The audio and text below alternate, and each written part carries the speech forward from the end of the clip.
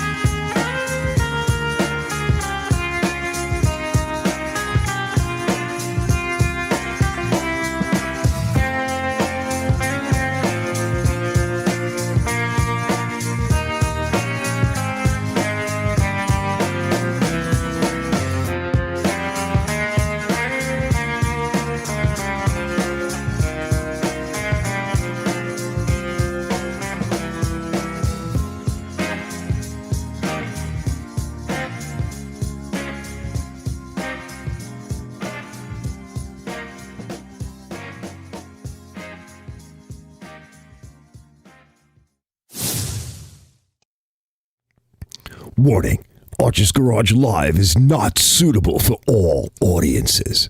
Viewer discretion advised.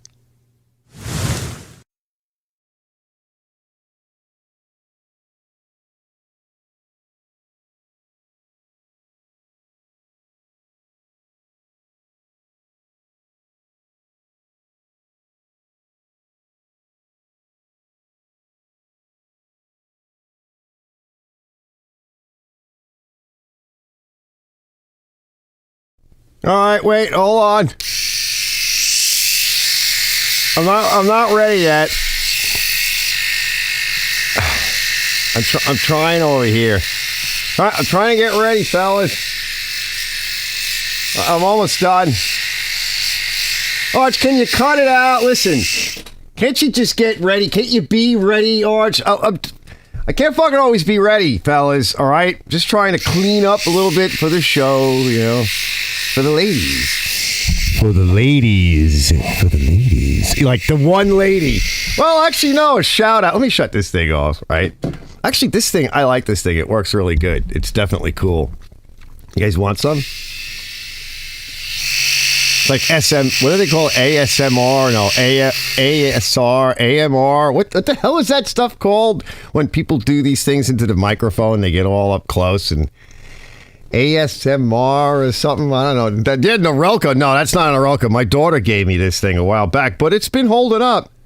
What does it say on it? Hold on. I like the old Norelco stuff. Let's see. What does it say on it? It's not the Lawnmower 2.0 either. That's nice. It's a Visage. You guys need a Visage? You guys want a Visage? That doesn't sound right. It sounds that the words vis and age don't they? I don't know. It's something's not ringing right with me. What are you guys doing? Well, what are you doing, Arch? I'm not ready. I can't get effing ready. The sound designer, yeah. What's up, everybody? Brian's here. Let's see, we got Johnny's here. We got Shawnee's here. Yeah, we got some people. We'll get the show started. I'm actually almost on time. Almost. I'm not like really on time, but I'm close enough. You know, I think it's good enough. Because I was late too. Got up a little late. I cut the lawn, which was nice. I put fresh blades on my Honda, which was nice because it needed it. And I made a little video because I like my Honda HRX. I'm actually working on an HRR as well. So that video will be coming out. I'm going to dial in on the carburetor. You guys might know, like a lot of these, the Honda carburetors on any of the GC motors, it's a whole stack of gaskets and spacers, and then you've got the choke, depending on which choke you have. They have the one for behind, which is automatic, goes up against the block, and then you got the one in the front, which is like a timer, and people tend not to get the little flapper actuator in right. I actually saw it was Bleach's video. He was trying to fix one up and he got it running, but yeah, he made that mistake. He didn't get the choke flapper, which is, it's actually part of the bimetal. I didn't get it in the right location, so it doesn't really work when it's like that. So you won't really have choke. And he kind of had it running, and he was just sort of moving the choke lever over. There might still be something wrong with it, but it's a Honda engine on a crappy body that's kind of rotted, but the engine's running. So the one I'm working on, I was just trying to show how to put all the spaces together, how to tune it, drill it out, because it's a carburetor from a different motor. Well, it's the same design, but it's not from that motor. And I got that lawnmower pretty cheap. Actually, I still owe Mikey some money for it, but I bought the lawnmower basically, the HRR, and it was messed up. Somebody put the wrong carburetor on it. They put the wrong aftermarket carburetor on it. And it had no way to actuate the choke. And not only did they put the wrong carburetor on it, but they didn't put the gaskets in properly either. So if this thing, it couldn't have really run. Oh, Lewis is here. Hey, Lewis. Let's see what's going on here. Hello, everybody. Lewis just released another video. That's pretty cool. I'll catch up. I was thinking the other day, I was like, Lewis has got so many videos out now. I'm like, I was going to start watching them. I'm like, he's got so many videos out at this point now. What's the rush? It's going to be like another year before I get through all of them, which is so cool. It's like, I'm going to take my time. Because like I said last week, I went down to like the bottom of my list. And I'm like, I haven't watched some of these people in a long time. So forget about everybody that I generally talk to right now. I'm going way back. And I'm going to start catching up a little bit and surfing around and seeing what people's up to and what they're doing. And then I actually tried, there's a fellow upstate New York, he's got his own business. I forget his name. Anyway, I've tried contacting him twice. He's around my age. He's got a nice business upstate New York, it seems like. And he started a YouTube channel. It's still pretty small. And he's got an interesting take on it. I think he'll do well. But I reached out to him, I think, twice. And I said, you want to maybe come to Ken's? You stop by my show on Saturday night. Go to Ken's. There's some heavy hitters there. He'll either let you up or you can just come check him out or just whatever. Come to the group. And crickets, some people, meanwhile, I wrote it on like 2 of the videos he released. It was like 1 commenter. So it's not like he couldn't have seen it, but everybody has a different way of doing things. Some people don't like to respond or they pick and choose. He's a busy guy. He's running a business. Maybe they feel uncomfortable. I put the offer. I actually put a couple of offers out there. I'm like, if you got any questions, come to Ken's. Crickets. I don't know if I just scare people or it's probably me. But, you keep asking and you reach out and try to be nice and see. And maybe one day they'll come around. But, yeah, if he ever says anything to me, I'll mention it again. But I just wanted to mention that. Let me see what you guys are doing. Everybody's chilling. Saying hey. Yeah, Lewis says his older stuff is rough. Yeah, it's like I was saying about my older stuff. Is just, I deleted a lot of it because it was so bad, I've talked a bit about like how to strategize for YouTube and how to, kind of amp up your numbers and what matters and what doesn't matter. And because my stuff was so bad, my strategies were, okay, so in the world of YouTube, if you want to get seen, long before any hopes of money, whether somebody has hopes of money or not is irrelevant. Like if you're just a casual YouTuber and you're thinking hobby, right? But you'd like to be seen. You want to help people. Because it doesn't do you any good to try to help people when nobody sees your shit. It's like, yeah, I got 5 views last week, right? You're not really helping people if you only have like 5 views. So the strategy is, basically, everybody in YouTube says if you're not anything until you have 100 videos, unless of course there's a condition for that. So the standard condition is viral. But you can have one video and it's effing viral. Well, that can happen. All right, I'm just saying that can happen. It can happen on a short. It can happen on a long too within YouTube. And so that's different. So that doesn't count. That's a different world. And the other is if you do like 2 videos a year, but they're like movie productions. And there are people that are like that. Another example of that would be which is still pretty popular, which is like vacation travel videos. Well, you might only do 1 or 2 a year. And if you think about it, it's a lot to put together a vacation travel video, especially if you want to be really good at it and you're going to exotic places. You have all that planning, all that booking, and you have all the filming and the traveling and the going to and the collection of all the video material. And, that takes time. That could be weeks, a month of your life. And then when you come home, you probably have to go back to work and everything. And then you have to assemble all of that and put it into a coherent, interesting video. And that could take a while. You might only do 1 or 2 videos a year. I mean, for God's sakes, but they might be really cool. Especially if there's hot chicks in there and they're scantily clad. That always helps. But the rest of this, it's like 100 videos. You need 100 videos, which is, by the way, something like 50 videos a year, because if you do 1 a week, that's the other factor.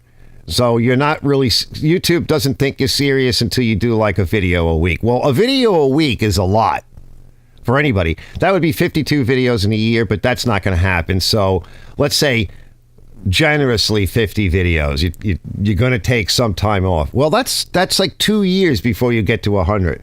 So you wouldn't, if you're just an average startup, YouTuber like me, and you kind of suck at it and you're more hobby oriented, you don't throw anything away.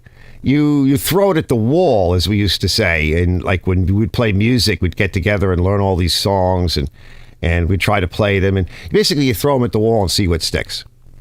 And if you can get enough songs together, then you can start picking and choosing what you want to do.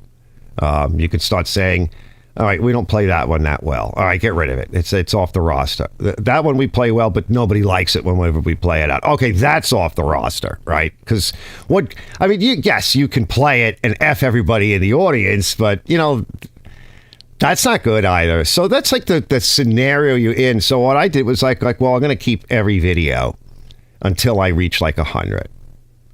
And then I got to 100. I was like, wow, I can't actually believe I made 100 videos. That was a that is a big milestone, regardless of the size of your channel. I mean, if you did 50 videos in your first year, that's a lot. And even if they sucked, you would want to leave them up. Because you're looking at numbers and you're trying to practice and you're trying to get better and there's a lot to cover, Let's see. Bravo says maybe he'll stalk a while and then appear suddenly. Who's stalking? Bravo says this is a nice, friendly, and and helpful group. Yours and Ken's. Yep. Oh, hey, Tar Heel Aerials. Hello, hey, what's up? Ooh, what's that about? Is that about like CB and ham radio aerials or somebody named Ariel? Yeah, I mean, maybe he is stalking. That's so funny. He might be. He seems like he's all right. But then again, like me, he is an effing New Yorker, and we suck sometimes. That's true. All right, I'll admit that. I mean, we could be great people, but we can really suck. So that could be it, too. Louis says, it's a lot of work, but if I get someone to say thanks, it helped me or got me to start working on my own stuff. Yeah, that is awesome. And that's the other thing, too. It might get you to start working on your own shit. Hey, what's up, Ken? Ken says, Tara Heel is our friend, William. Who? Is that stupid heart is in the way. I learned how to get rid of it, but I never did get rid of it. Because it kind of turns off all the other emojis. And I kind of like to see the other ones. Tar Heel is our friend, William. Who's Tar Heel? The aerials. Yes, yeah. Have you ever fixed an easy start recoil start on a weed eater? I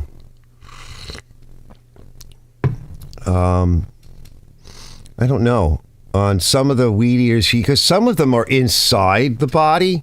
Right, they're back by the shaft and everything, and those I usually throw out. The ones that are on the back, yeah, of course. But when they go inside, hey, Gabe, Georgia in the house. Are you from Georgia, Gabe? Is that what you're saying? Oh, Tower Heels from North Carolina. Nice. That's where my brother is. I keep thinking about moving down there, fellas. Things are getting so bad. I mean, I hate to do it, but... Let's see. Ken says, Easy Start is usually a secondary spring. Is the Easy Start the one where you can put the drill on the back of the machine? I actually like that. I've never really had a chance to really enjoy that. I have one in the back somewhere. Barbara says, I need a pull starter for one of my weed eaters. Mounts on the back. All right, that's an easy one to do. Look at this. I'm masticating.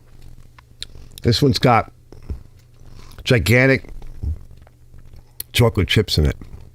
My ex-wife got these today. So I was trying to fix the lawnmower. Just put some new blades on it because we've been using the Honda to cut up all the brush and stuff that we're cutting. So put some new blades on it. There are some different blades available. Some may not know this. That's why I made this video. There's 2 different kinds of blades available for the Hondas. And I beat it up pretty good. And I tried to get her to come in because I told her I'm going to go record the first part of it. I'm going to switch to blades. And then when I'm done with the video, I'll go cut the front lawn because she wanted to do something out there. She's like, okay. And then she comes wandering in, the mouth going. She's not even in like the building yet, and the mouth is going. And I'm finishing up the intro or whatever it was for the video I was working on. I'm like, she's like, can I borrow the cutter? And I reach into the toolbox and I grab it. I'm like, yeah, come get it. I'm still in front of the camera. She's like, I'm not coming to get it. I'm like, come on, don't you want to be on YouTube? I don't want to be on YouTube. I'm like, come over here. And she like, because women, right? You just have to be patient. And she tried to like, kind of like squeeze her way in. First you start to see it come from the side of the camera. I'm like, come on, a little bit closer, come on. I'm like, come on. And then you see it for a second. It's too funny. I think probably next time she'll get in a little further. Let's see what you guys are saying. This is drop starting Easy Start will break them. Really? Women's are awesomely fun, aren't they? Yeah, but they're too much work, John. They're just too much. We'll get to that. Let me bring up the agenda. So yeah, by the way, YouTube is a crazy thing, and that's something I often like to discuss, but it's a lot of fun. And if you can get to 100 videos in 2 years, after that, I was like, well, I think when I got to like 120 videos posted, I was like, all right, I'm at that 100 mark. I'm like 20 or so over. I'm like, okay, so I have a smorgasbord of videos that I could get rid of because they suck. I'm like, let's go look through them and see what I can do with them. And some of them, because I'm still not very good at thumbnails, so I'm like, well, maybe I can fix a thumbnail. Maybe I can adjust the title. Maybe I can put some keywords in. Maybe that one's really bad. That one is really bad. Well, you're out. Got rid of that one. And I looked through, maybe make an adjustment. Oh, you suck. You're out. And I think I whittled it down. I probably got rid of like 20 videos. And then I left it. And I tried to do some better videos. And it just kind of kept going like that. And then when you get to like 500, what is it? It's something like, I don't know. I think like another milestone would be 300 videos. And you don't delete stuff until you break past that 300. And then you go back and you look and you're like, it is a few that I could probably get rid of. And I do keep videos that don't do well because I want them on the channel, and that's the end of the story. And I don't care if it hurts my channel, like it does. I want them there.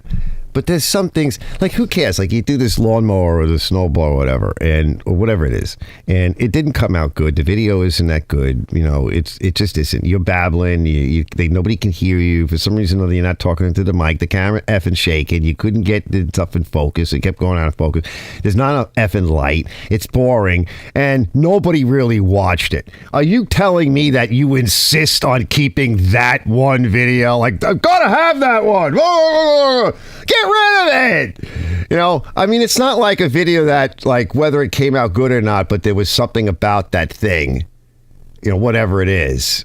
And you're like, I'm keeping that because I want that. I like it. That's different. Let's see what you guys are doing. Let's see. Hey, Joe. Joey Z's here. And let's see. Norm on Shear said it best. Women can't live with him. Pass the beer and nuts. Yeah. Basically, I always used to say that kind of stuff. I'm like, men and women have no business living together. And the other thing is, I often say is men and women should never be friends. Okay, that's... Guys are for friends, right? Women's are for all the other wonderful things, all right? But friendship's a no-no. You know, it just is. You just shouldn't do it. It's easier this way. Take my word for it. In the long run, you'll be happier. Tar says, Ken, do you have a video on the Honda carburetor gasket sequence? Yeah, I was just talking about that. I was just talking about that. I don't know, you came in maybe just as I got out of that. So this video on the HRR has got 3 elements to it. And the one element is I left off the air box, especially the back cover. And I wanted to show the gasket sequence because regardless of whether or not it's the fully automatic choke or it's the automatic choke or it's the semi-automatic choke where you dial it in, what this guy did was that had owned this machine before me was he bought a replacement carburetor. He bought the wrong one, and then he proceeded to install it incorrectly, which he got the gasket sequence wrong. So I thought, well, I grabbed a carburetor from in the box from another engine, another machine. Basically, it's the same engine. Could have been the same machine. Who knows? Who cares? But it's the correct carburetor. So I'll show the gasket sequence. I took the back air box off to show this and also to tune the carburetor. So I'll make it a tune video. I'm going to have to drill the carburetor a little bit. So gasket sequence drilling of the carburetor. And I got to drill it one more time. And then I said in the video, I started talking about like, well, I did drill it out because, again, it's not exactly from this engine and this machine. It's from this type of engine and similar machine. So we have to tune it. But when you start drilling out a carburetor on an older engine like this one that I'm working on, you got to ask the question, and I did a compression test on it. It was like 100 pounds. So I'm like, you got to ask the question, is it really the carburetor? Because Hondas can sometimes just not want to tune. Well, there could be issues in the valves. There could also be some issues with the governor, but it wasn't pulsing. It was running lean, and I showed that by putting my finger gently over the throat of the carburetor, and the engine RPMs came up. So I said, well, before we continue to drill, why don't we go take a look at the valves? This thing is definitely older. We can see it. We can guesstimate its age. It's at least 10 years. It wasn't kept very well. It wasn't really abused, but you could see by the overall condition of the machine, it wasn't kept great. Let's go take a look at the valves. So that's another dynamic in this video. And yeah, the valves needed to be adjusted. It didn't really affect the running condition all that much. It helped. So now one more step is I'm going to drill out the carburetor one more time, and then I'm going to reinstall the air box, get shots of that and the gasket sequence one more time with the full installation with the air box.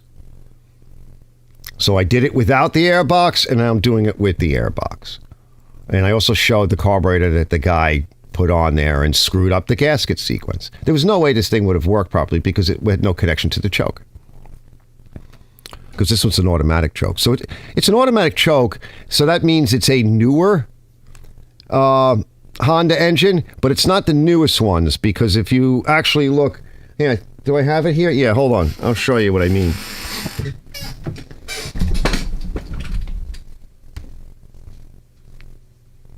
I'm coming. Gotta find it. I don't know what I did with it. Here somewhere. Oh, here it is. I'm coming. So even Honda says you're guessing the year largely because they made changes. So there's a couple of things that you can identify. So first of all, it is a newer one because it has a fully automatic choke. The second thing is it is a newer one because the slightly older ones, you see these steel bosses there, right, that have the bushings in them.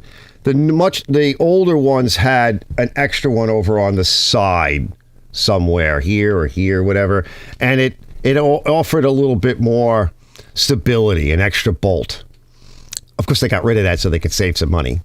So that was a slightly older one. This is a slightly newer design, but with the new modern choke, fully automatic. And then the newest ones, you see the PCV valve, the crankcase valve? That's where it connects to, right there. Right here, this little nipple here. It comes straight out. The newest ones come on an angle. They go on an angle. So so this is the model series right before the newest ones. And of course now they don't make any more because they got sued out of existence by our lovely governments and United Nations and California and NGOs. They just figured, let's just sue Honda continuously until they stop making these damn lawnmowers, because we don't want you to have lawnmowers anymore. We want you to have electric things. That costs a lot of money. We don't want you to have a nice gas-powered Honda engine. We don't want you to buy something made in the United States. That was probably the other reason, since it was basically being manufactured in the United States. Get rid of those damn American employees. Get rid of them. Let them suffer. Get rid of them. Yeah, get rid of them. We're going to make all this stuff now at Powermore and everything else in China. I'm sorry, am I on a rant? Did somebody just trigger me? Why am I getting triggered? Arch, why are you getting triggered? So yeah, that video will be coming out soon. I get so pissed off. I'm all full of piss and vinegar tonight, fellas, and I'm exhausted. So if I get cranky, you'll see it. It'll be on live. It'll be live. Let's see what we got planned for tonight. So yeah, I'll be coming out with that video. So yeah, plus Ken knows, everybody knows. But I figured I'd make a video because I thought, geez, I'm willing to bet that most people don't understand this gasket arrangement. And like I said with Bleach, because he didn't put, the older one has the tang. It has the bimetal tang because it's got that dial it choke. You know, the one where you throw the lever over and then as soon as you pull the engine bell back, you race to start the engine because the thing starts clocking off. That's a great design. Yeah. Let me see what's going on here. You know, Joe View right back. He has to lock the chicks up. Hold on. Wait, hold on. Let me see. Is it Tower? He goes, okay. He goes, thanks, Ken. Thanks, Arch. Yeah, he goes, hold on. Let me see. You guys are laughing. Hold on. Let me shut this off for a second. Josie's everybody doing. Mr. Roll, Norm, cheers. Best women. What was it both? Ken, Tar Heels. Ken, do you have a video? Yes. I don't, but do a PDF search. I went into my tirade. Yeah, Archie, nice to meet you. I'm William. Obviously, you know, yeah, it's nice to meet you. Tar says, okay, Ken will. Tar Heel says, thanks. And says, that's why I screw in studs when cleaning Honda carbs. Keep track of the order of the gaskets and spacers. Yeah. I don't know. It's weird because for me, I see it in my head, so I already know what's the way it's supposed to be. But I actually mentioned on one of the gaskets, I'm like, I said, you know, if you put a mark on the gasket, like I used, you know, white paint pen. But then I said, you could put a mark. I said, but then you could still forget which way the mark goes. Like, you have to just look at the gasket and understand what it's doing. That's better, you know, because you could easily get screwed up no matter what little trick you come up with, you know. So, like, I really should make a video on this. And, you know, the nice thing is, like, it's hard to get your cameras in there to see because as soon as you start to put that cover on, nobody can see. You can't see. The person doing it. So the camera's not going to see. I'm like, we're going to leave this off. We're going to leave this front cover off.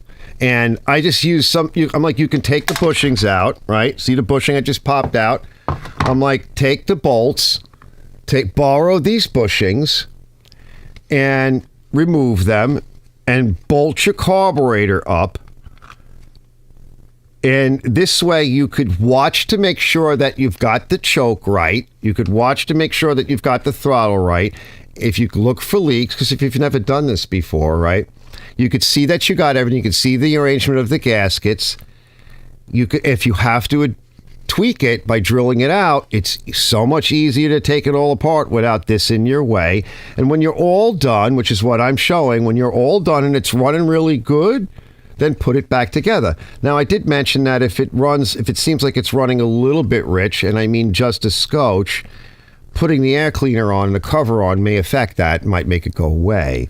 But that's very subjective, okay? Because I'm speaking from a point of a lot of years of doing this. I might be suggesting this to somebody that really doesn't know what the hell I'm talking about. So, but you include what you need to include in a video, and if I don't mention that, then somebody is going to go, "Arch, you're an idiot. What are you when you put the air cleaner on?" So now I just try to head all those idiots off at the pass and I'll just include, "Arch, you're an idiot."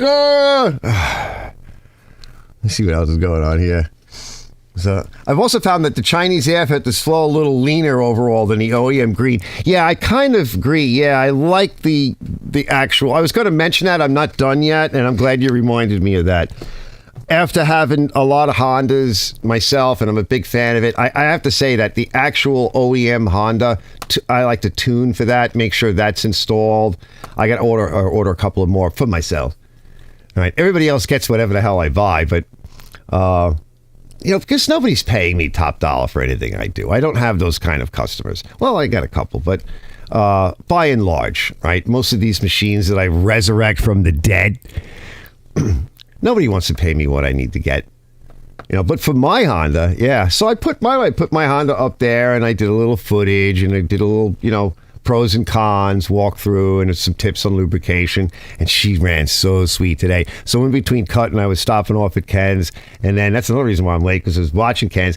And then I was taking breaks. So after they left, I went back, grabbed some food, and took some breaks, and I was watching Ken's from the beginning. I got through almost the whole thing.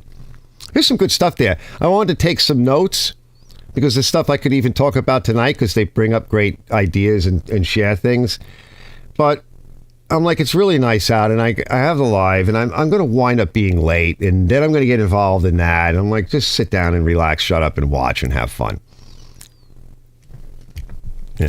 So I got to catch most of it. I have almost all of it now. There was some good stuff that got brought up, and that's what I like. It's like my Saturday thing. Like, I know I'm busy and everything. I don't go on at Ken and everything, but it's like my Saturday thing to, keep popping in. I try not to say anything or do anything in the beginning of your show, because it is more like, for the first hour, I just want to sit back. You guys do your thing. If there's any questions, whatever, you field all of that, kind of keep it in a format. Because the only way you're going to know if that format works is if you do it for a while. I mean, you can't bail. You made a decision to do something. You got to let it roll through. It may not work. People may not cooperate. The element of logic is often defied by the element of human beings. They just defy logic. Like, a logical person will think something through logically, and then all of the other human beings that seem to get involved will defy that logic. So the only way you'll know if that actually works is you got to let it roll for a while. So I'm like, I'll just shut my mouth, stay out of the way. This way I don't get banned or put in timeout or something. I love that. That was so much fun. Wait, let me see where I am. Let me see. So,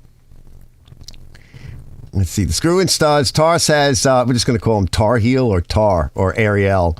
I'm just now getting started working on equipment for other people. I'm going to get me some studs for Honda Carb. What size do I get? I don't know. That's metric. I have no idea what any of that stuff is. It's the size that fits. I don't know. I hate metric. I just refuse. I was poking around looking at some good, cheap, lathes and stuff. And by the way, John, check out Johnny's channel. He's got Atlas, right? And I was like, but the one thing I'm going to need to do, if I get a lathe, most likely I'm going to need at some point to deal with metric. I'm going to need to be able to make metric threads and stuff like that. It's just inevitable. It's been inevitable since I started back in the 80s fooling around with cars, right? any slightly newer car. You had to have 2 sets of wrenches and ratchets. It's ridiculous on the same car. I mean, that's just that when that started happening, I was like, we're just screwed as a country. You know, what moron engineer, what moron society mixes, you know, like SAE and whatever the hell it is, you know, regular, whatever they call it, English style, with metric on the same vehicle. What are you trying to destroy the industry? Yes. Drive mechanics crazy. It's like, I'm just screwed. Let's see. Bravo says making a 0.001000 to 2000 diameter change in a carb can make a big difference. Yeah. I think I'm already out almost 2000s. So I'm going to go. It's like 1.5 right now. And I was saying is that, well, the Jets are so small and the Hondas, they are slightly smaller engines. And they're so small that I didn't have anything to really pass through it and ream it out. I probably didn't feel like going to get anything, but I just stuck like a pin through it. And I said, so the first pass I made, I think was 0.021, 21 thousandths or 2,000 1/10 or whatever, how you want to say it. 21 thousandths of an inch. And I said, you know, all that probably did was clean off a little bit of the schmutz that was in there, which counts. I said, so now I'm opening it up a little bit more. I think it opened up like another thou. And it's still not quite right. I'm like, so we'll go a little bit more and see what happens of it. But where I am at sea level, right, this makes a difference because I'm literally at sea level. And so we have all of the oxygen anybody's ever going to get right here. And that's why when I put my finger over the throat of the carburetor just a little bit, right, it reduced the air. Because the fuel ratio is probably, like the fuel part of the ratio itself is probably pretty good. But there's so much of it, more air. So by restricting the air a little bit, it balanced it out. And you kind of hear it. You hear it. It smooths out. But that's going to change as soon as you change elevation or if you're not tuning it on a beautiful day. You know, you don't want to get too crazy with it. But the EPA basically made these Honda engines so restricted that they probably were fine when they were new. And then you get some wear on it. I mean, the oil wasn't good. It was crap. It was brown and black. So this thing was not taken care of. And when you get to that point, like I said at one point as I was drilling, I said, normally, if I wasn't recording this, I would just blammo a big nail through the jet and be done with it, right? And just throw the damn thing on and get it out the damn door. Hammer a nail through the jet, right? Like a 6-penny nail. Let's drive it in, Mac, drive it in, and just be done with it. I'm like, but for the sake of the viewers and YouTube, we're going to finesse this up so you can see the differences and what it takes. Because how many times do you really want to go in an effing carburetor on a stupid lawnmower? You know, because somebody didn't take care of it. Now it runs like shit, and the EPA and the government screwed all of us. You know, I'm not here to fix the entire world. So that's good. So you're getting started on fixing stuff for you're going to enjoy it for the most part. Ken says, I've also found that the Chinese air filters flow. Yeah, we talked about that. I saw that one. Ken says, less dense filter media. Yeah, it makes a difference. I just happen to like the Honda filter media. It is better. I mean, some of the Chinese filter media is okay. It's just no one will change it. I mean, you guys know some of the stuff that you pull out of these machines. It's like, this is not an air filter. This is, I don't know what this is. It's like a petri dish for growing stuff in. So time out. Let's see. Hold on. Wait. Some of this looks good. Hold on. I scrolled up too far. Hold on. Oh, shit.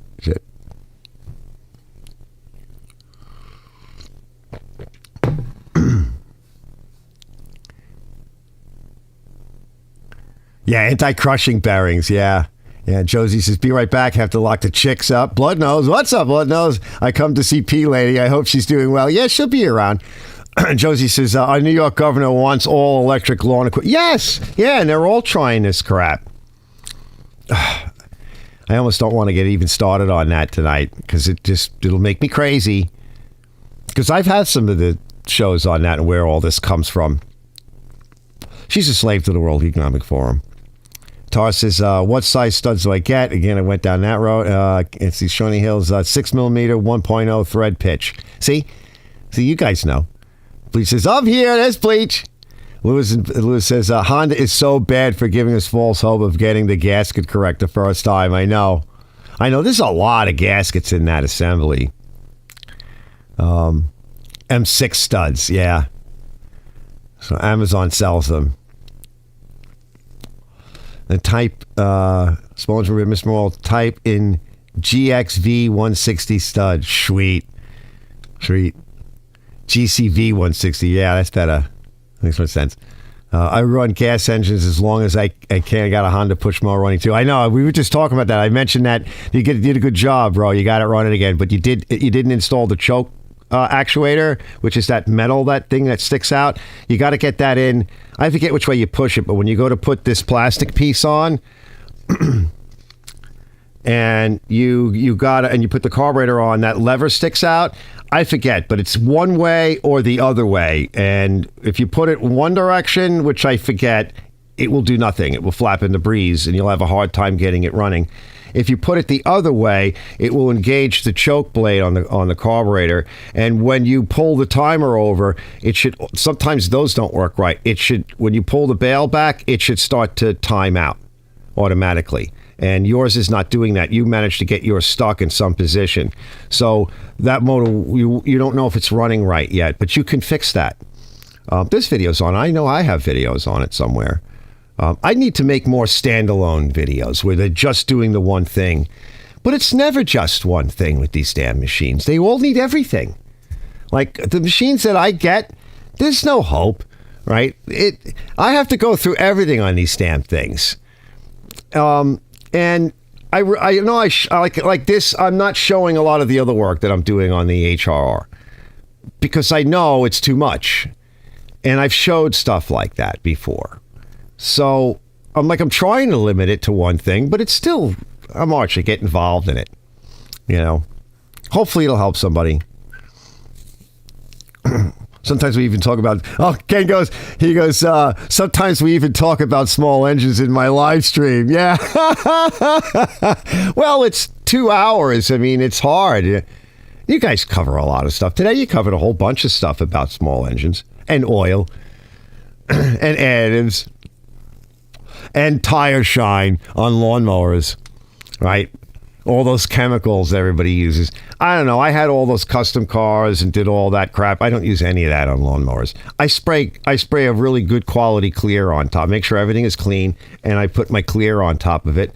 And I don't use very much of it, just enough to protect the plastics, take the mottled paint and not make it mottled, and just to brighten things up. And a lot of that oxidation just disappears because it's missing. The top layer is oxidized. All of the vehicle, essentially, the oils in the plastics have burned off the top. It's getting brittle. If you heat it with a heat gun, it will help. A lot of guys use flame, but that only does the plastic. It doesn't do anything for the paint or anything else. And I just stand back and I put what I consider to be like an industrial coat. I don't look for shine. I look for consistency and protection, and that will if you do it right with the right paint, that won't wear off in a week. Okay, and I was showing on my Honda HRX today. I'm like, I put 2-part clear on it. I think like 2 seasons ago, a very, very light coat, and it was beautiful. And once I wiped it down with a filthy rag. It was filthy. The whole thing was covered in filth. I blew it off with compressed air. I wiped it down with a greasy, filthy rag, and it looked nice. I mean, I thought so, right? I mean, it needs to be cleaned more, but I had to go use it, and I was like, we're not cleaning this. We're just going to defoul a few areas, and then we'll do the blade. And it looked good. Just wiped it down. It reduces scuffing. It's a layer between the plastic and the metal and the environment and the sun, and so it stops all of that.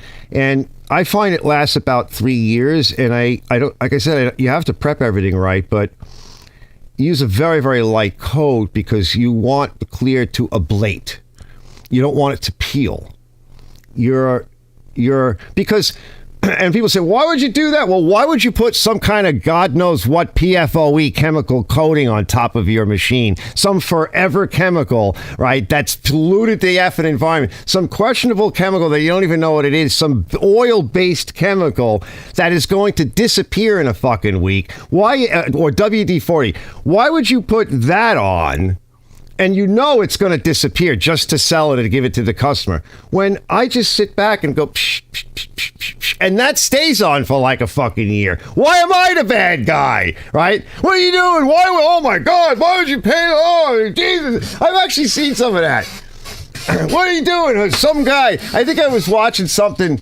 Yeah, I was watching something, that fellow that's down south that does the mowers. I forget his name. And like, so many people were commenting. He was like, oh my God, look at this clear on it. Well, first of all, the person that put clear on that lawnmower, they probably used the wrong clear. They probably used like patio and furniture clear, or, you know, shit that they sell at like Home Depot, the dollar paint.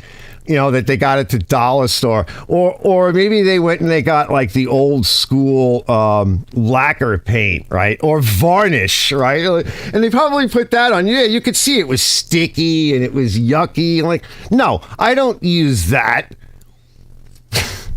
I've painted cars. I wouldn't put that on anything other than, you know, some like my shovel, my wooden shovel handle. Let me see what's going on here. Let's see. Sometimes we even talk about small engines. I love that.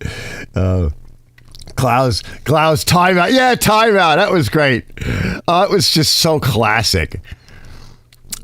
Metric dies will suffice. Yeah, pretty much. You know, I mean, that's the other thing I was thinking. I'm like, well, I mean, of course, I never know what the hell I'm going to do, but there's also advantages to the newer machines, even the smaller ones. I mean, you don't have to fix them.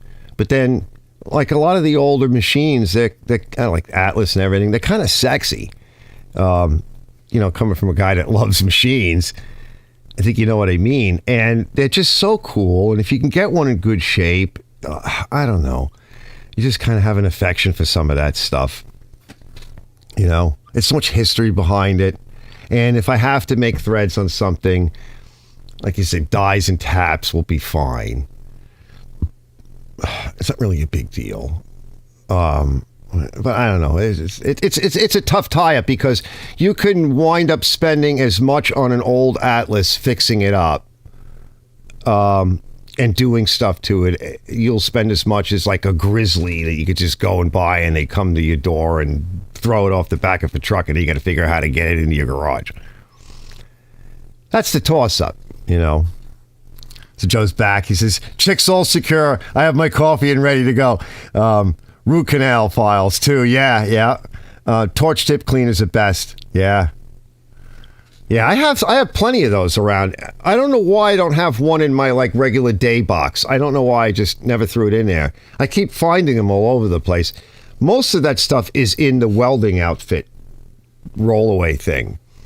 But I don't know why I just don't know why I don't use them more often. I found another set too. I'm like, it was in my tap and die box. I'm like, what the hell is this doing in here? I think I'm just going to throw it in my day box. I call it like my day box. I have a tool tote and like a simple box that my sister gave me from JCPenney. I've had forever. And it's just a couple of drawers and a dump stop and, you know, at the top.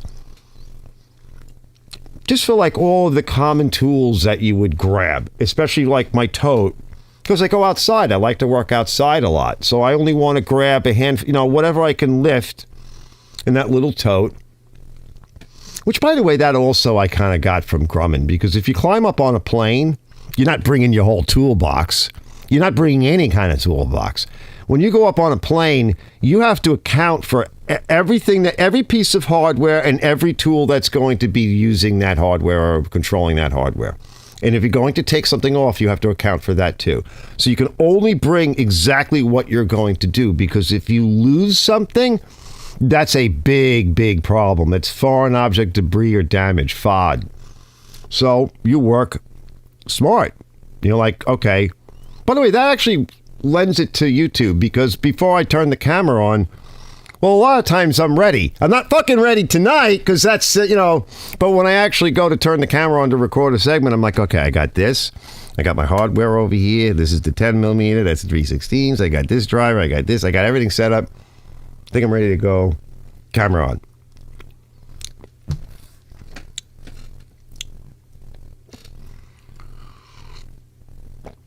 Let's see. Let's see. Yeah. After cleaning transmission fluid, give it a shine. Yeah. Let's see. Yeah, let's see. Lewis, wait. Are you asking Lewis? Because I could put the link in. After cleaning a transmission fluid, gives it a nice shine. Yeah, I like to use a lot of it. I mix it with gas. Once the plasticizer outgasses, the plastic will fade and crack. Yup.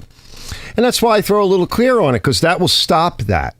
Heating it with a torch or anything hot will accelerate that, as you know. So, I'm just going to put a barrier on it, and it'll be fine. It'll last a long time. Because most of my repairs, people ask me, how long will you think this will last? And, a couple of years, whatever. That's what they're looking for, usually on these used machines. And oh, yeah, for sure. But usually I tell them, longer than you'll want it. Dilly! Let's see, where are we? Robert says, yes, sir, I do. It's a microscopic channel, though. Oh, okay. Wait, so let's see. I'll put up the link to Johnny Bravo. Hold on. Terrible like this, though. Let's see. Where did he go?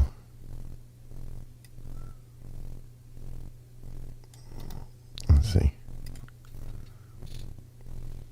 Right here. This is it, I think. Yeah, here we go. I'll shove it in the chat, but I'll shove it in the description. Let's see. I'll put it at the bottom.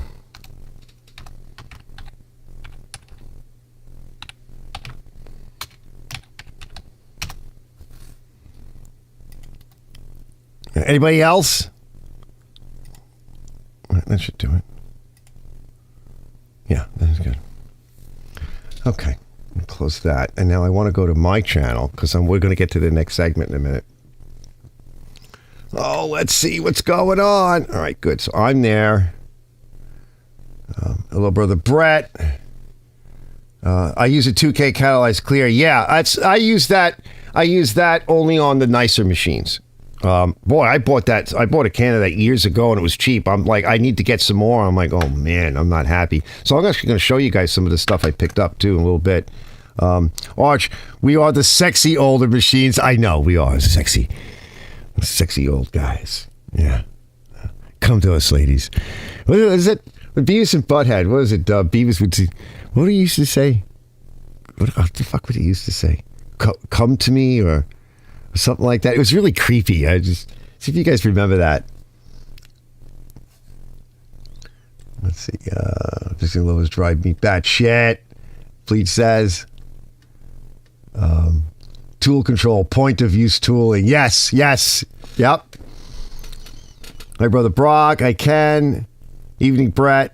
Tarleos, hello. STWB. Josie says, I now have a box for electrical and another for carburetors. Everything else I carry either in a bucket. Yep. Yeah, when I was doing contracting, we did a lot of that too. Spackle buckets and such. Has anyone heard from Simple? Yeah, I was just, I mentioned that last week. No, I haven't, and so I'm concerned. Last week I actually mentioned, and also for Renegade, a little shout out, a little prayer for the two of them. So Renegade had some heart issues. I think he's out of the hospital now. I'm not sure, but we were getting our updates from Robert M. And Robert, where are you? It was that and Zippo. So again, prayers and everything. And I mentioned that last week, and I am interested to find out. Yes, Butthead. Come to Butthead. Of course, Brett knows.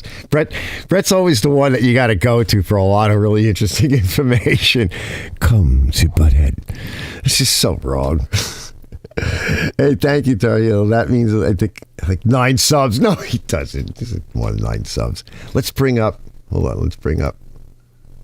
Let's see what's on the itinerary for tonight. Well, Clown World, okay, because Arch just has to do a segment on Clown World. You know, if you can't beat him, I don't want to join him. We can make fun of him.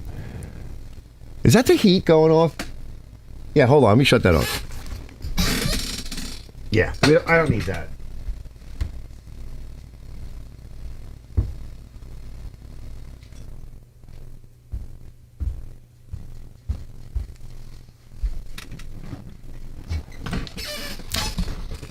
Yeah, it's a little cold.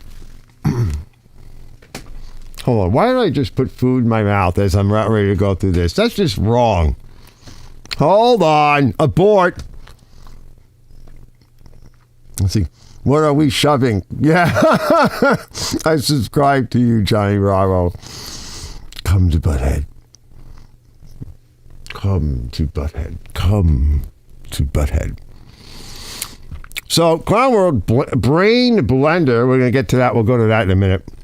Liz and I do a diagnostic, an outtake, and a concept video. So I wanted to talk a little bit about that. I showed a little bit last week. And I also talked a little bit last week about how damn boring electrical diagnostic videos are. I spoke a little bit on that last week about, possibilities of like, what do you do? What could you possibly do to make a boring video about electrical diagnostics a little bit more exciting and with your clothes on?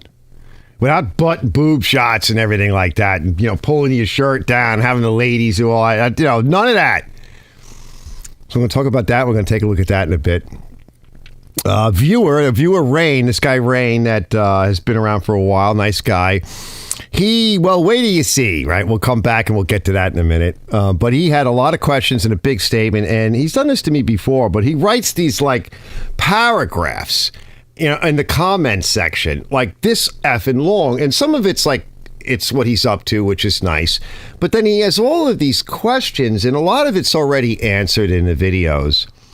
But some of it is interesting and is poignant, and that's, we make videos so that we don't have to, as the person making the videos, right, the content provider, we make videos, not comments. Like it's too much. So we're going to go over that because I think some of it's interesting, and I can cover a whole bunch of things. And I'm going to try to get to the MTD equals crap thing because, and once again, right, I have like a couple of videos on the Paul and chainsaws, like the wild thing, like the worst damn saw on the planet.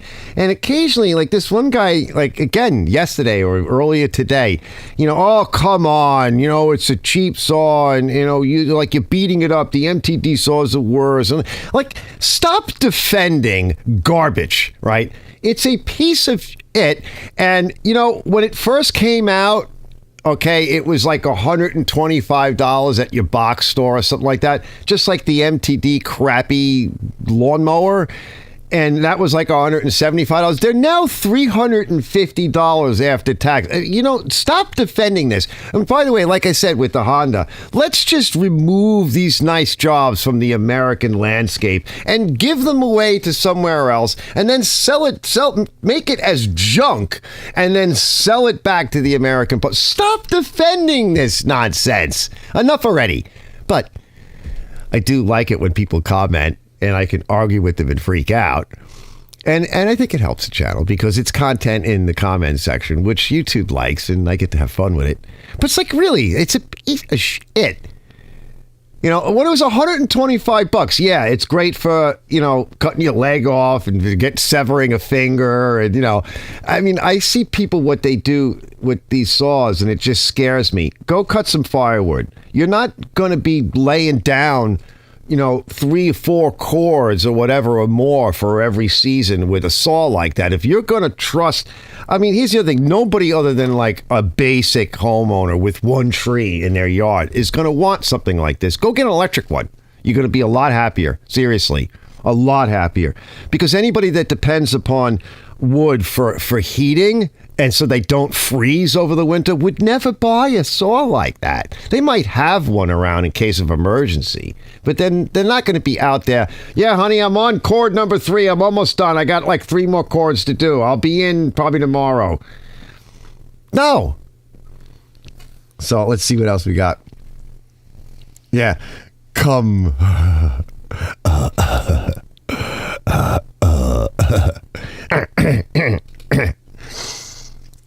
Let's see. Paul and Renisa, and they were magnesium. Yeah, that was years ago. Like, I have a bunch of old Craftsmans that are like that. Craftsman and something else. They'd never seen the channel. I haven't even seen them in a long time. These were a combination like your homeowner saw for firewood, de-limbing, things like that, clean up, cutting 4x4s, railroad ties, back in the day. These things were nice. And they're just kind of like shoved up on the shelf in the shed outside, packed up. And I got an Echo running. It's on my... No, I got... the hell did I get? I got my Mac running years ago. That's like... What a pain in the ass that was, right? Great saw. It's impossible to put together and take apart. And there's like a cult following with those. I have one of those. It needs a blade. It was absolutely... The blade was just shot. I was trying to cut with it. It was just smoking. But it ran. Probably needs to be gone over again, but it ran. Found it at the dump. Just nice old. But I have these nice old Craftsmans and some other, I don't know who the other manufacturer is. And I would like to put those back together again. I could actually use them from time to time. And they were really nice. So there's no safeties or anything on these things. You got to be the safety. Let's see. So I'm just Paul and were nice when they were young. Now Paul means pull on and and then I said, he was like, and stop because they strip out because the manufacturer puts Loctite. I'm like, there's no Loctite on the screws. All right, the body is plastic. I'm like, I took it apart right in front of you and they stripped out. I put Loctite. Because what the F are you going to do? Right, and then in one of them I put like bread ties and nylon ties and shove it in the hole and try to get the screw to go back in with Loctite. I'm like, were you not watching? There's no Loctite from the factory. It goes into garbage plastic, and you get 1 or 2 shots at putting that screw in and out. And almost every single one, the coil loosens up and slams into the flywheel. All right.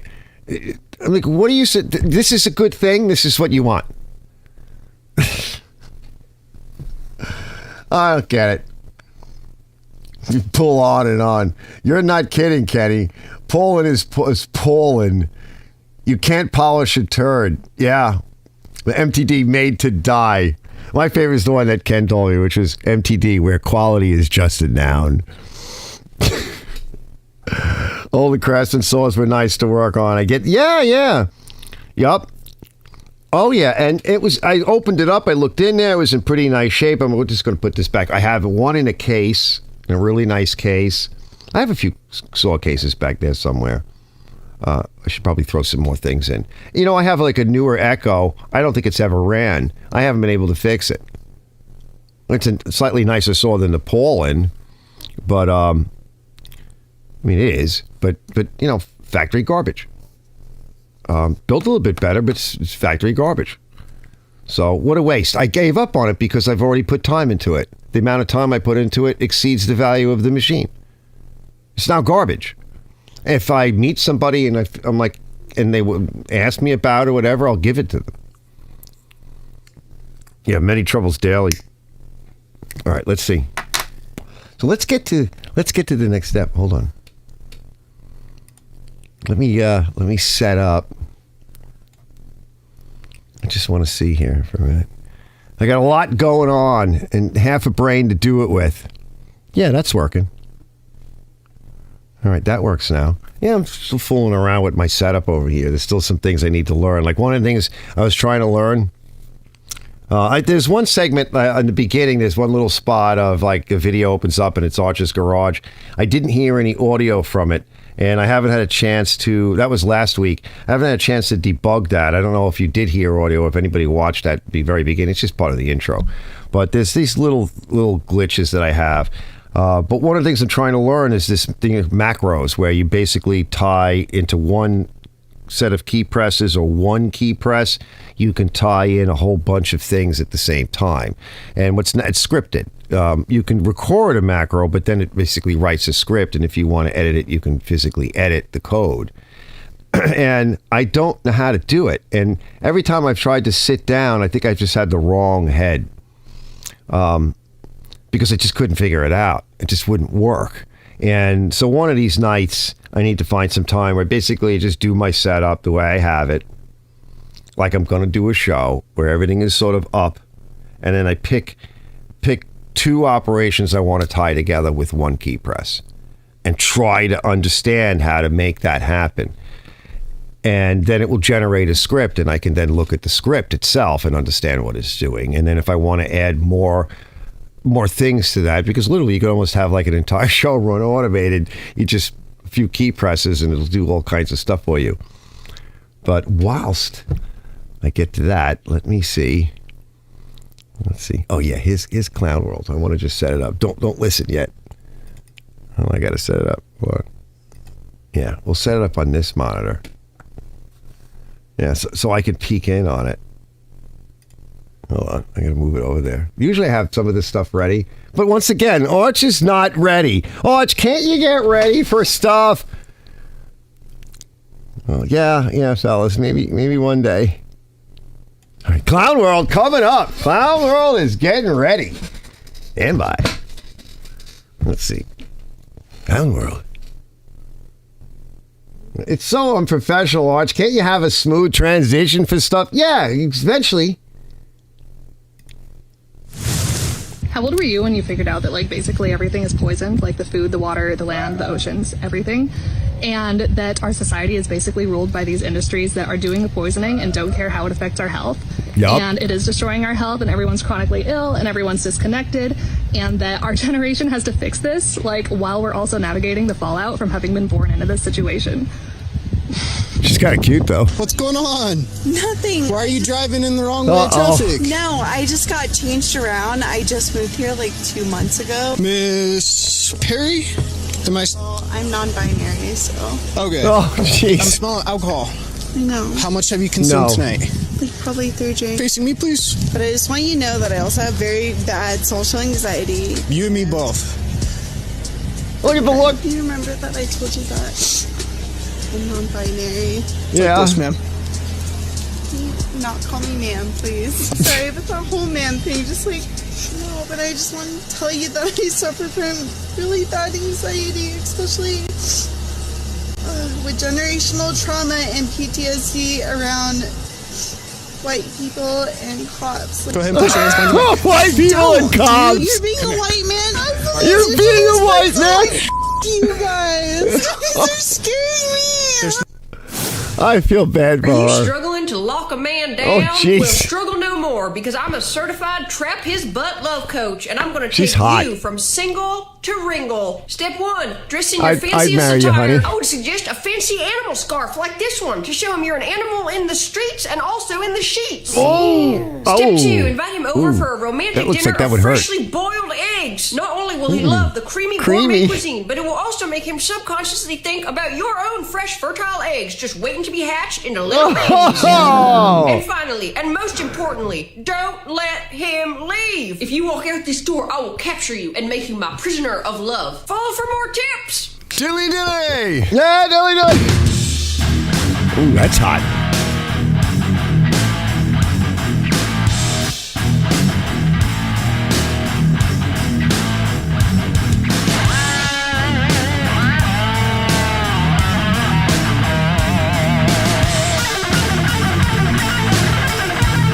Ooh.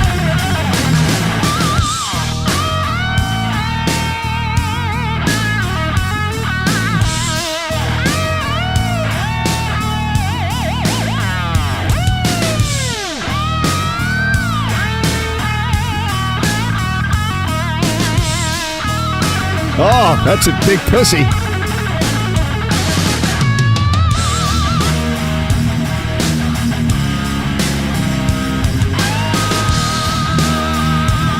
Oh, hello, honey. Move over.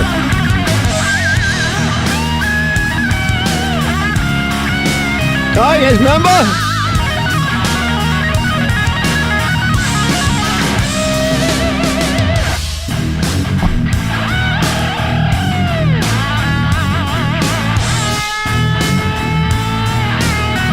Oh, remember that?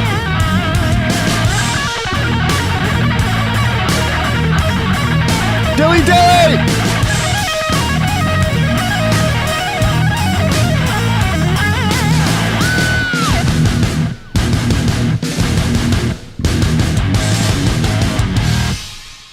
Nice. Clown World, that's pretty messed up. Now, that woman, that young lady, she must have memorized those phrases, right? The only way you would understand those phrases is to memorize them because somebody told you. And I kind of feel bad for that young lady because there's obviously something very wrong with her.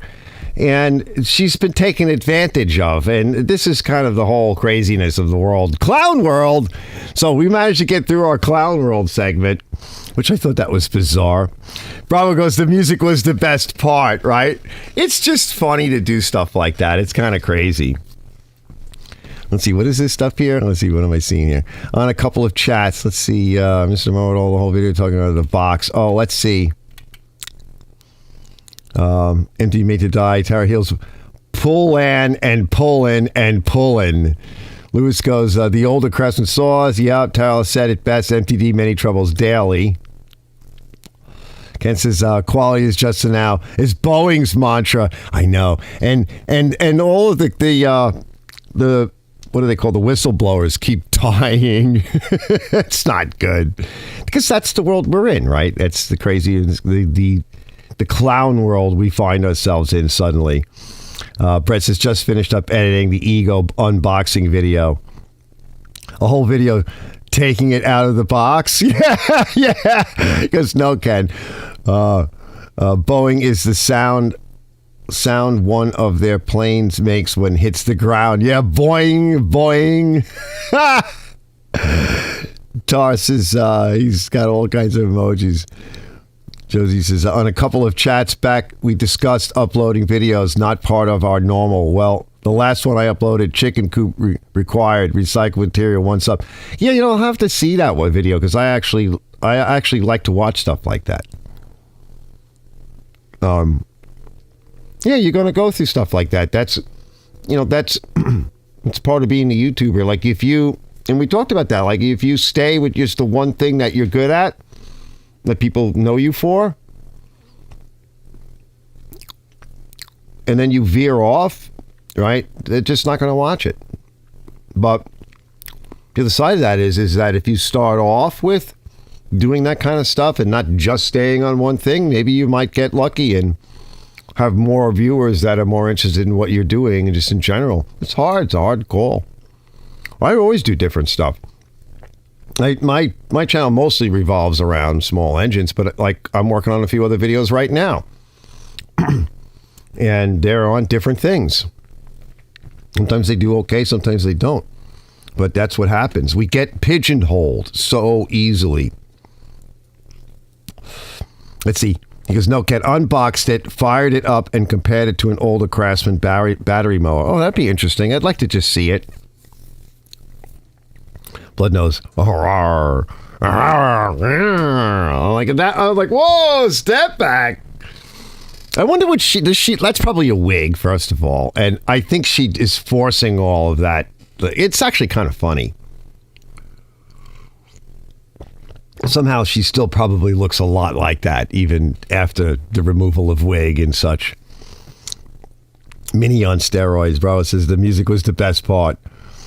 Bleach goes, I will use a real mower before electric. I don't know, electrics are useful for some of the small lawns. You know, I mean, I use electric drills and screw guns. Not everything is pneumatic. And I wouldn't mind an electric little weed trimmer, from time to time. That might be nice. But the problem is a lot of these cheaper ones are just trash. And the batteries get real expensive quick. So that's the problem with them. But, generally speaking, I wanted to use it today, but it got too late. I'm like, I'll never do the live if I do the weed whacking. But I haven't started my still since last year. I guarantee you it'll fucking suck. I haven't even taken the. I don't think I even took the fuel out of it. That's what I did the year before. I didn't take the fuel out of it. Usually I put in like 92 octane. It's my mix, and I actually just picked up some new fuel, and because my fuel was 92 with my custom mix from last season, and I'm like, all right, we got to get rid of that. I start putting it into things like a little bit at a time. Into different things. I'm like, yeah, we'll put a little in the Honda. We'll put a little. I don't really put them in customers motors because I don't want it to smoke. And then they're like, what did you do to my machine? It was wrong. Let's see what's coming up on the next. Oh, I think we'll get to. So yeah, I wanted to talk about. So Liz and I want to show you guys an outtake, and so we did the brain blender. Right, there's a little bit of a brain blender there. And sort of an outtake in a concept video. Now getting to what Josie and I were talking about, what I brought up a couple of weeks back. So this is a video, obviously, that is out of my general realm. I have done some car repair videos, etc. But it's it's not just a car repair video. It's an electrical diagnostic repair video, which is totally boring and horrible and really out of my wheelhouse, even though I've done some other car repair videos. And I think one of them is another video on my van that I never released. I have it together, and it's also a window issue, but it's more of a mechanical issue. And so this is very much out of my wheelhouse. And I was talking about how, I think it was last week, how a lot of us small engine mechanics just do not deal with electrical. And of course, we're not the only ones, because you see this in car, and Johnny in Cars and Trucks, and Johnny said, yeah, Ivan, right? And I was telling Liz about that. I'm like, yeah, my friend Johnny, he goes, yeah, Ivan. She's like, who's Ivan? Ivan's the only guy up the block, right, that'll fix electrical stuff and everything on cars. I'm like, usually there's one guy, one person, and if you're lucky to find that person. And that's in the automotive field. And when it comes to tractors and small equipment or whatever, there's like maybe one guy. Even like motorcycles and quads, there's like maybe one guy. And if you try to do a video on it, on any shape or form, nobody will watch it. It's kind of like I've done videos on how to like winterize your pressure washer. They don't get anywhere. Even though it's a small engine, nobody watches them. You know why? Because nobody cares. They don't care. They don't understand. They don't think to care. They don't effing care. And then the next year comes along and they're like, why does my pressure washer not work? And why is it leaking water and it doesn't work? And it's not going to happen. So the best I can come up with is, well, how do we make a video like this a little bit better? And her and I was sitting down and just chatting about it. And I was just trying to present the problem to her. And I mentioned to her that, the way I learned a lot of this electronics and wiring and all that was over the years. And a lot of it was in courses and standard, course fare. And you get tested and all that. I said, you can't do anything like that on YouTube. So I kind of came up with an idea, and it's not a new idea. It's an old idea. You've seen it in movies and maybe even in other YouTube channels and whatever. And usually when we do a timeline, and I'll show you a little bit in the editor too. I'll bring the editor up. But when we do a video and a timeline, it is linear. It is day one, 7 o'clock in the morning. Let's start with this. And then the next thing at 8 o'clock, and the next thing at noon, and we break for lunch, and everything is in this timeline, and it's consecutive days if it takes you more than one day, and it's a start to finish at the very beginning, and you follow it all the way through. Maybe you put an introduction in. Hey, fellas, we're going to be doing this today. This is what we're going to be working on. Here it is. Here's what it looks like. Let's get started on it. And everything is always this linear timescape. And I thought, the heck with that. Why does it have to be in a linear timescape? I mean, I shoot stuff at different times. A lot of documentaries and a lot of the other videos that we've watched on like HDTV and whatever, they're shot out of sequence. A lot of stuff is shot out of sequence. Let's use that. If we haven't shot it out of sequence, let's make it out of sequence and see what we can do with it. So I have a short that I want to play at the very beginning of my idea, and it just kind of, you may recognize it as being out of sequence. I think you might. But it will take a little bit more work. And to do a video that way, you have to start off conventionally. So you have to take all of your shots, lay them out on a timeline, get rid of all of the junk at the beginning and the junk at the end, link it all together, then look at it. You're looking at how much time you've elapsed. And then you're thinking, well, where's all the dead air? And you cut all the dead air out and you link it together and you maybe put a transition in or a spot for a commercial. And then you look at it again and then you try to condense it again. And then you really boil it down to this linear timeline that's as short as you possibly can get it and still make sense. And then I'm like, okay, from here, I'm going to mix it up. So let me catch up with you guys and we'll pop that up. Let's see what you guys are saying. Music was best. I use real mower. Whistleblowers at bowling. Yeah. Tar says, what part of New York, Arch? I'm down on the island. Middle of the island-ish. Bravo says, the most viral video I have was a pressure washer repair from a weird problem nobody else goes into. It amazed me how many other folks found me from that video, and it fixed the problem.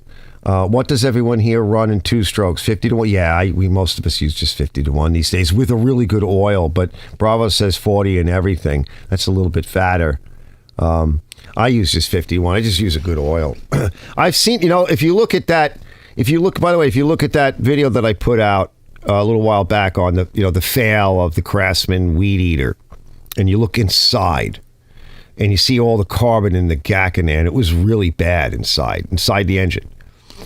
That's the price you might pay for running too fat of a mix. Modern oils are different than the older oils. Remember when they came up with these old ratios, they were using a lot of ash in the oil. Oils have totally changed over the years. When I first started working on cars, the engines from the 60s and early 70s to mid 70s, they were all coked up with this solidified grease and garbage. You had to take a scraper and a screwdriver. You pull a rocker cover off and everything was and wire wheel and this spit and this goo, all of black goo everywhere. You don't see that anymore. So I don't know if I would run a 40 to 1. And like I said, in that Craftsman, it was just, he said he put a little bit, a lot, well, I don't know how much more. He said he put more oil in. I said, did you run a 50 to 1? He goes, no, I added more oil in there. I said, well, before I even opened it up. And then later on, I said, well, this is probably the consequence of you doing that. You coked it up. And remember, right, when carbon starts to form, carbon is somewhat abrasive. So if you start to coke up a 2-stroke, it is abrasive. That will wear your engine. And again, new oils. Now, if you want to discuss what oil is better, I don't know. I've cruised through the fights of 2-stroke oil wars. You can go play that game, Let's see, Brett says 50 to 1 everything, even the older stuff. Yeah, still oil, 93 octane. Yeah, 92, 93. We have 92 here, easily had. 93, you got to go a little further out of your way to get, but 92. I would agree, yeah. Bro says, holy cow, when I disassembled my dad's LT10 Johnson outboard motor, 1940 vintage, that's what I mean. You had to chisel it out. That's what I mean. And I saw a lot of that.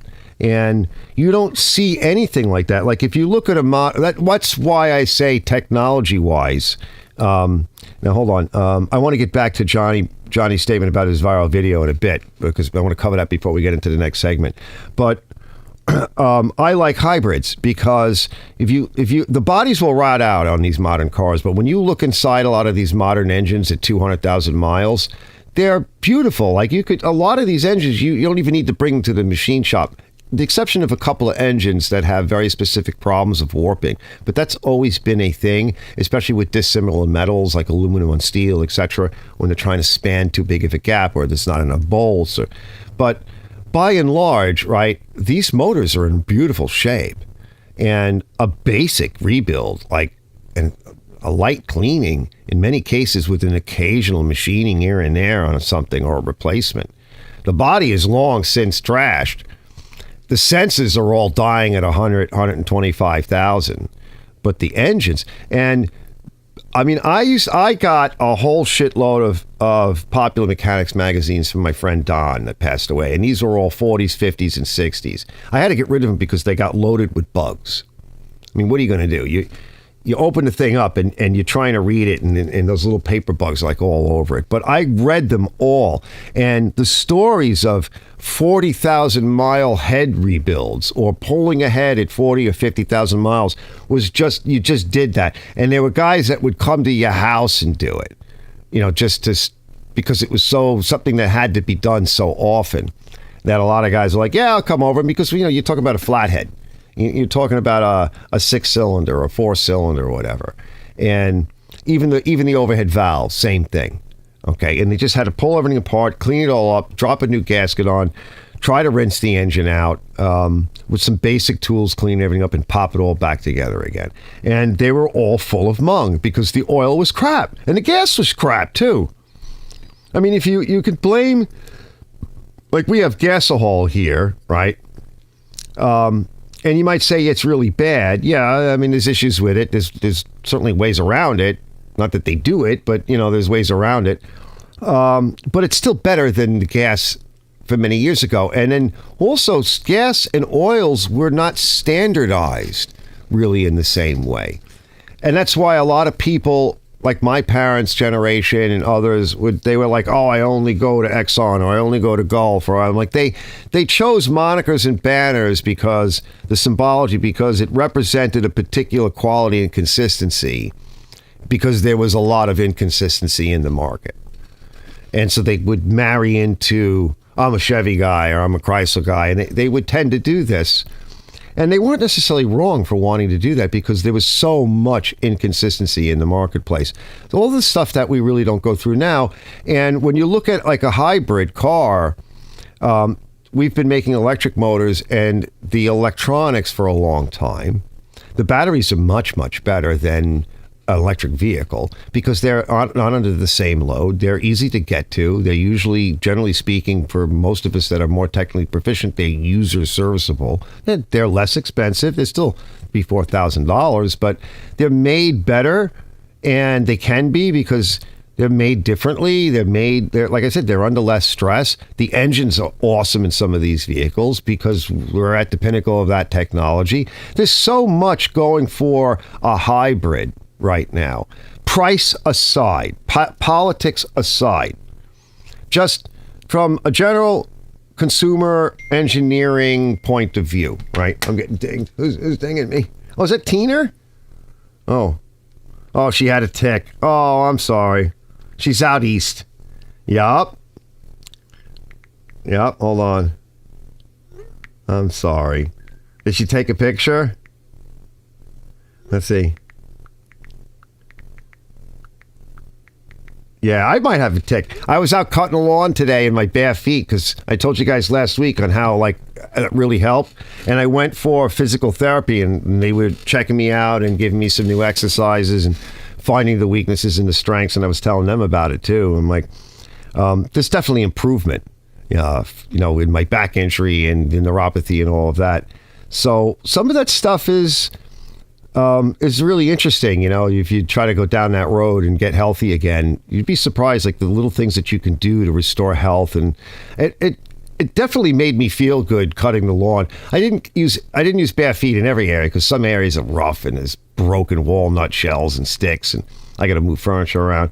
But walking the whole thing, I was a little tired when I got started, but got through the whole day, felt great. It's invigorating. I just took some breaks, hung out, watched Ken's show, fed my face. A good day. Good day was had. All right, so let's see. We're going to discuss my sidewalk vid tonight for camera and editing tips. Huh? Oh, you were going to... Oh, yeah. I didn't know. I don't know if I'm even thinking that way. I thought that was something I wanted to do, but then I've already moved past that. I'll have to get my brain screwed on different now. That's how my brain gets, Brett. Well, a lot of you guys already know. I want to come back to something Johnny said, but I want to just finish up. Not only will too much oil cause carbon, but will change the air ratio in the carb. Yeah, a lot of these things definitely can.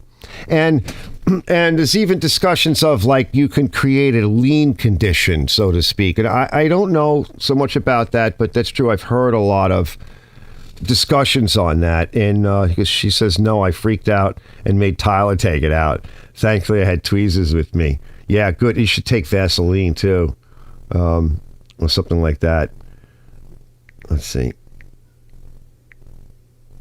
Yeah, I don't think she knows I'm on a live, but she's in the family channel, so she's probably trying to talk to her mom too. Yeah, the sidewalk for tonight. Yeah, that's a whole nother. Yeah, I may be able to get into that. Yes, my dad will go out of his way. Yes. I hope I can use my gas engines for a while. Yeah, definitely bleach. Yeah, of course. Yeah, we're pushing this. You got to push back. Josie, I didn't know that, mate. What is it? This is some of my 1940s. Okay. Shawnee says the Ford 302 was always full of sludge. Yeah, I had that in the 289, a whole bunch of them. I even made a 289 HP at one point, but then I sold it. I didn't use it. I machined it, I built it myself, but then I didn't use it. So I want to just come back to real quick before I get to this next part of the segment. Johnny says, the most viral video I have was a pressure washer repair from a weird problem nobody else went into. It amazed me how many other folks found me from the video. It fixed their problem. See, now that's because going back to Google is the basis for YouTube. And so Google is a search algorithm and a search platform. And YouTube is married to that at its core.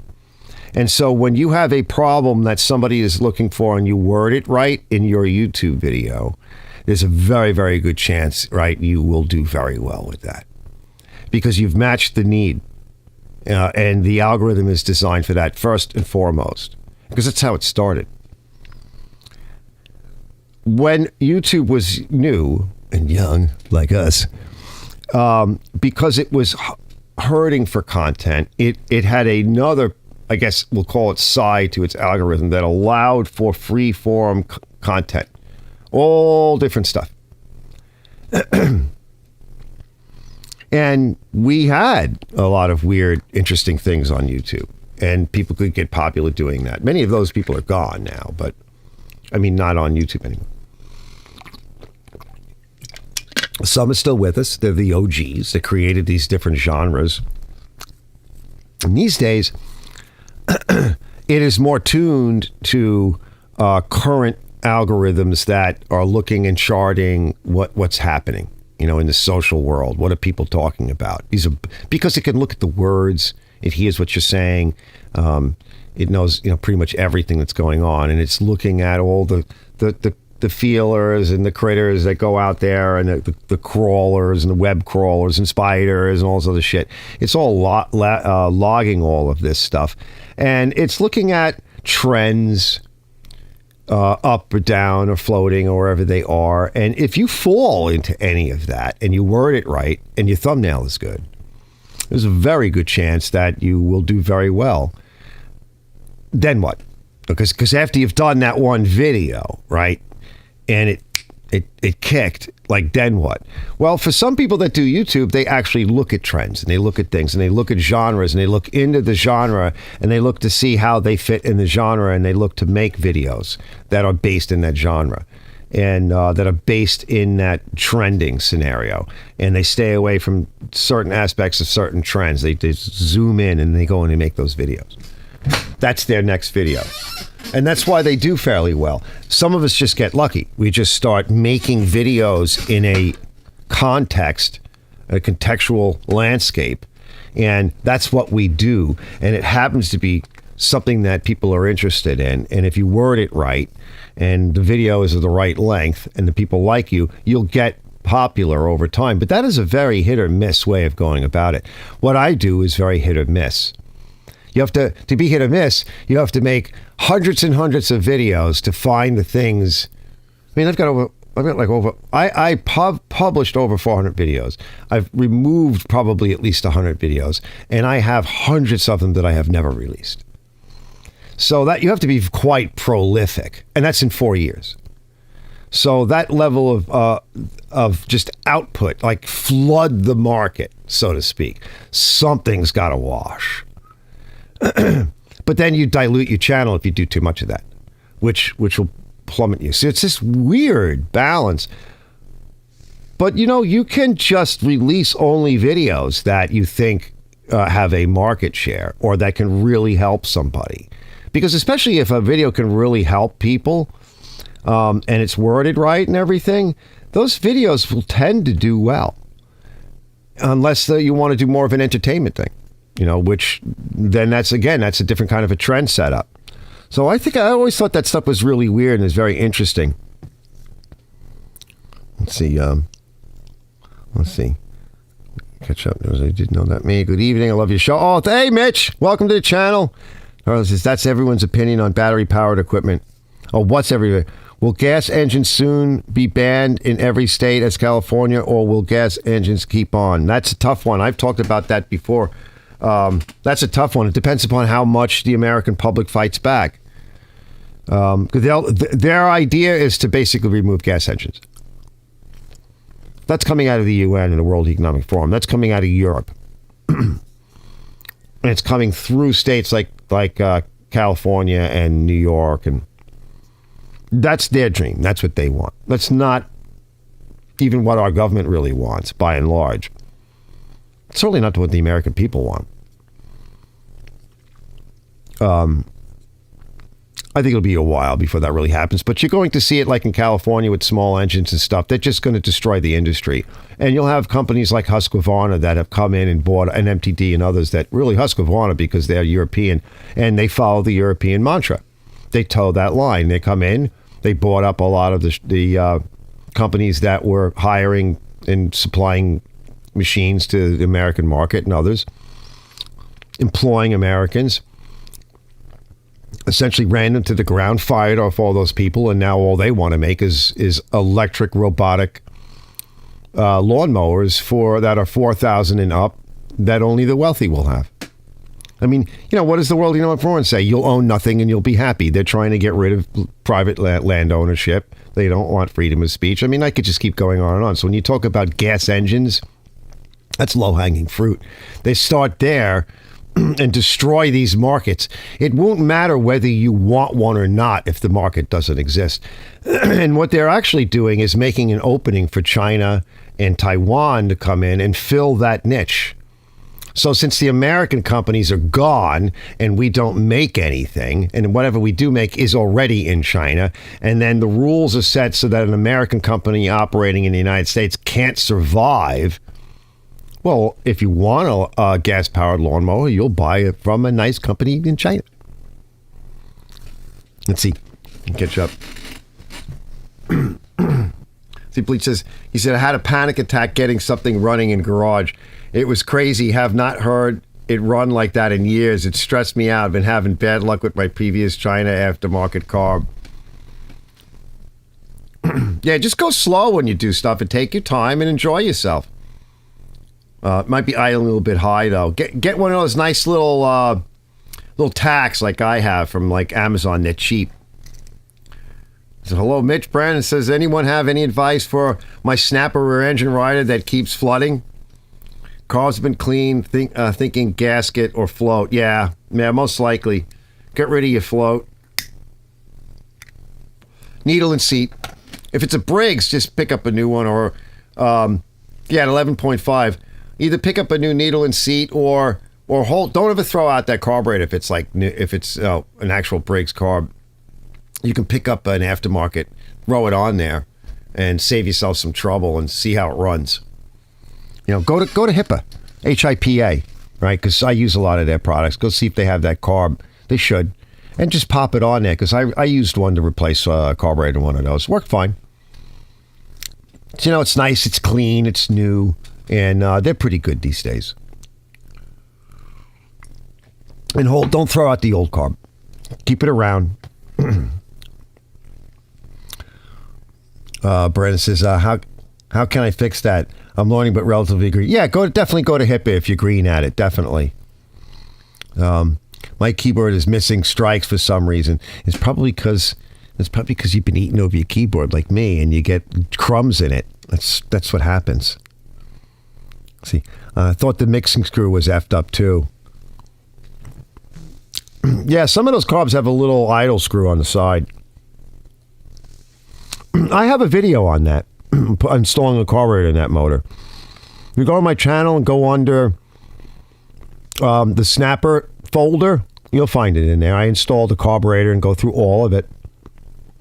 It's up on my channel. Josie says, I have to go spend another night trying to get this computer right. Last 3 nights were a drag. About ready to lay down some money for another computer. Yeah, right? Yeah, I know. I actually need to do some work. I mean, I've upgraded mine, but before I do that, I want to buy DaVinci, which I want to show you guys in a minute. Thank you in advance for the help, you all. No problem, Brandon. If you have any more questions, go over to Ken's Small Engines. It's Ken's S Small with another S. Small Engines on Saturday around 2 o'clock Eastern time. And there's plenty of fellas there that'll help you too. But you can also check out my video on it. But they like to field a lot of questions. He's on here. You could see him. If you scroll up, Brandon, you can click on his name or see his name and just highlight it and go search, and it'll take you right to his channel as well. Tar Heel area, I found that a few years ago. Lewis says, I poured my beer on my keys the other day. Yeah, yep. They all come off, though, if you really want to take all those damn keys off. Today, I just blew it out with the air compressor. I blew the whole area out again with the air nozzle before I went live and wiped stuff down. Because I'm in the shop. This system, I have like air conditioning filters on my computer box and lots of fans because it's a shop. If I didn't do that, it would be coated in semi-metallic, semi-conductive coatings. That's happened to me. I've had computers freak out because of the grinding dust and everything. It's semi-conductive coatings, and the computer will eventually freak out when it gets enough of it on the motherboard and stuff. Brandon, you get a carburetor rebuild kit. Have you ever rebuilt a carb before? Let's see. Now the number is 67 something sticks. What is it? I can't read it because that heart's in the way. Let's go to that segment. Let me put this out. I'll milk that smoke. Let's see. Let's go to that little cut. Let me set it up. Hold on. Go back. We got to go back to. We're back. Hold on. We're back. What'd you find? A window mic. Let's see. So this is. Let's go through this segment real quick. Leave the desktop audio on. Let's see. I just paused at a very unflattering point. Shame on me. All right. Isn't that horrible? We're back. We're back. What'd you find? A window module. Nice. Yeah, let me shove it into the camera. Shove it in the camera. Check this out. Tell them about it. That is a window module for the front left door of a 2009 Chrysler Town & Country minivan that will hopefully fix my window problem. Yeah, we're going to find out. She's going to put it in. It's used, right? It is used but verified tested from eBay, about $65. All right, she's going to pull all those screws out. Well, all of them. The two. All two of them. Two. Standard delivery. It's not bad. Not bad.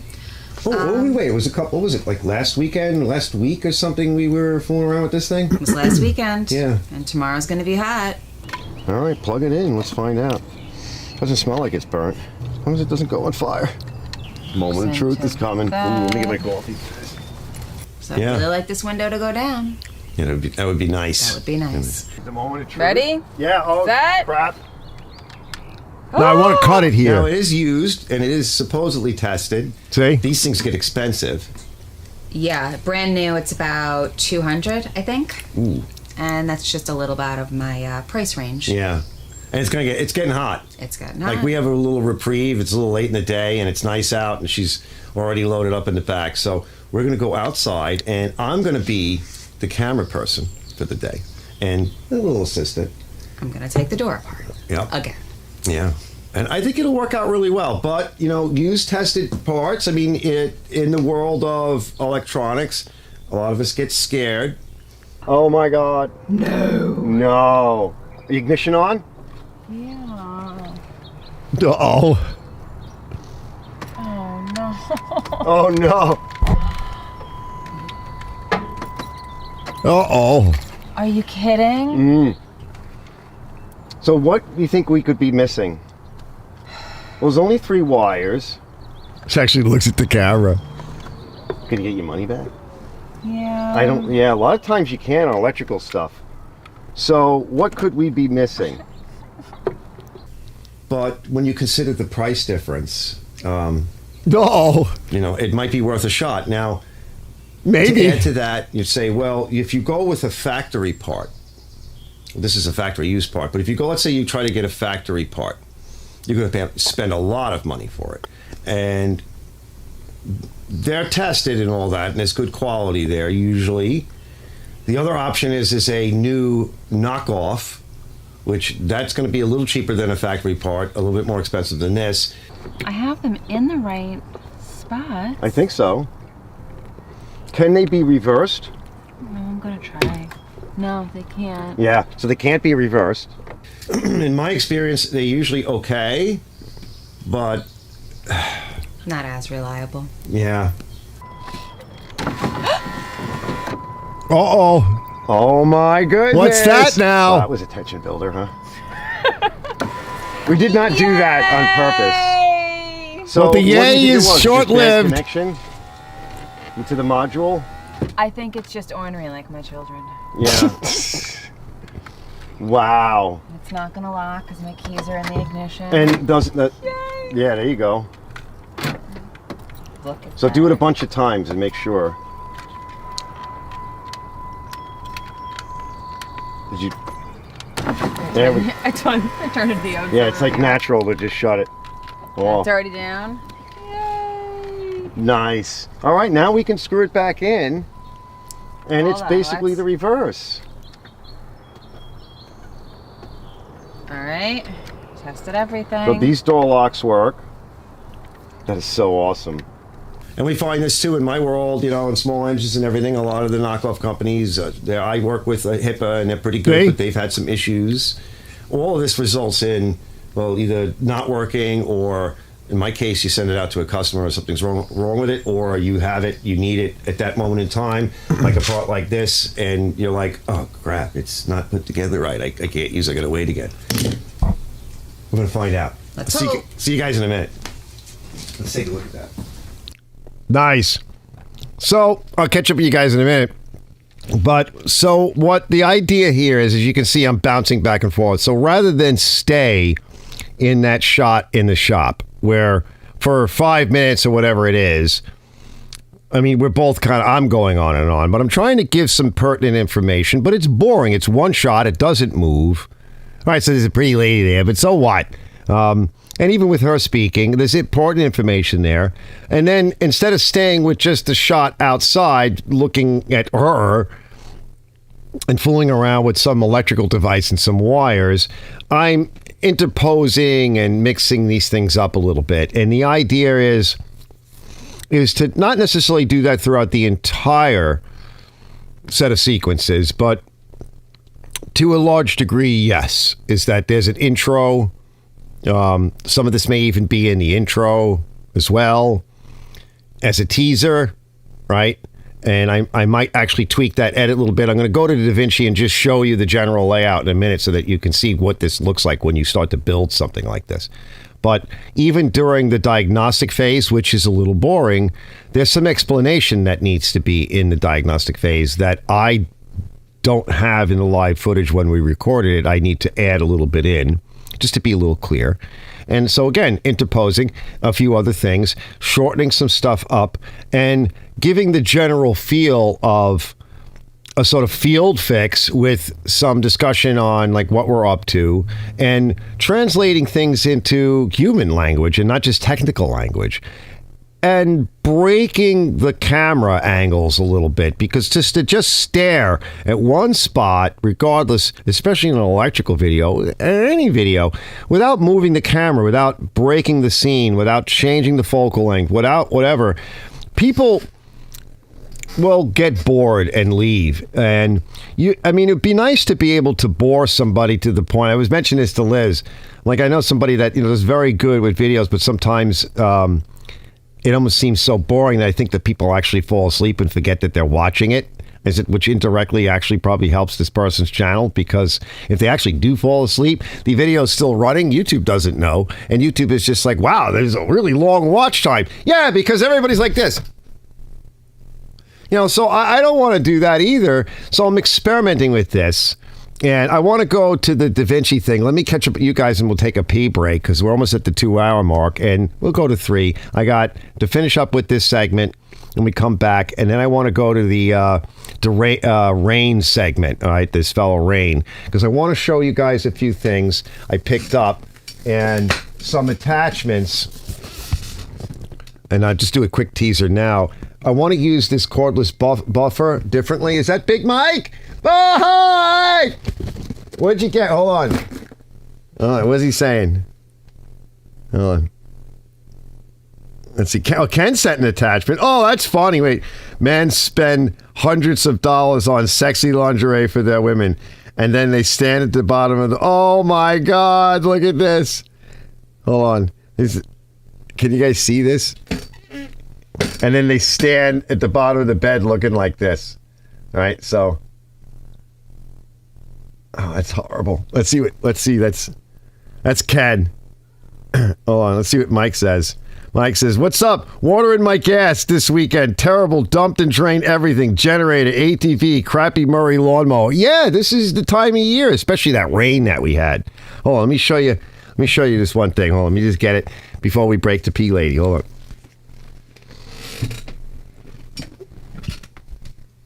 Hold on, I'm getting it.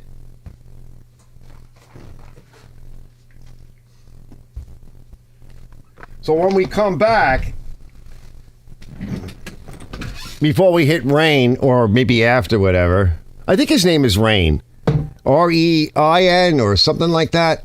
So this stuff is cool, right? So what is this? Geico, Osfo. This is something that the one-arm mechanic recommended. And I was watching him use it. It's very similar to the product that I use, which is Fast Etch. And it prepares rusted surfaces for painting. And we're going to talk about that too, because Rain has some questions. And what I was thinking was these, Velcro back sanding sheets, stuff like that. So we'll take a look at that in a little bit. And my idea is, because he has some interesting questions. So I figured we'll get to that when we come back. Let me just see if I can catch up with you fellas. And then we can engage P Lady. Let's see.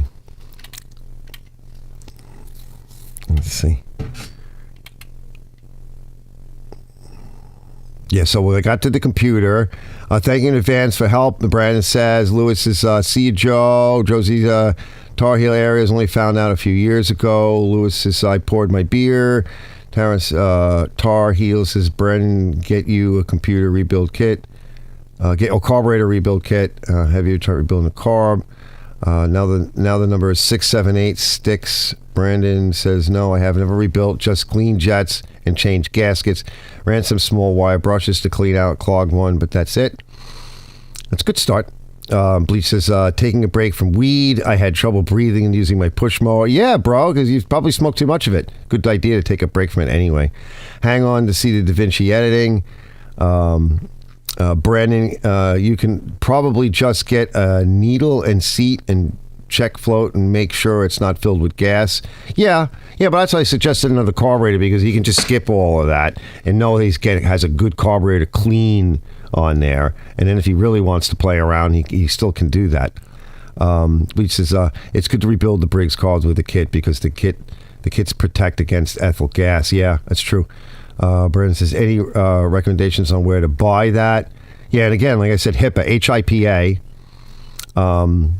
Brandon also gets a new carburetor. Hipa has both full carburetors and parts. H-I-P-A.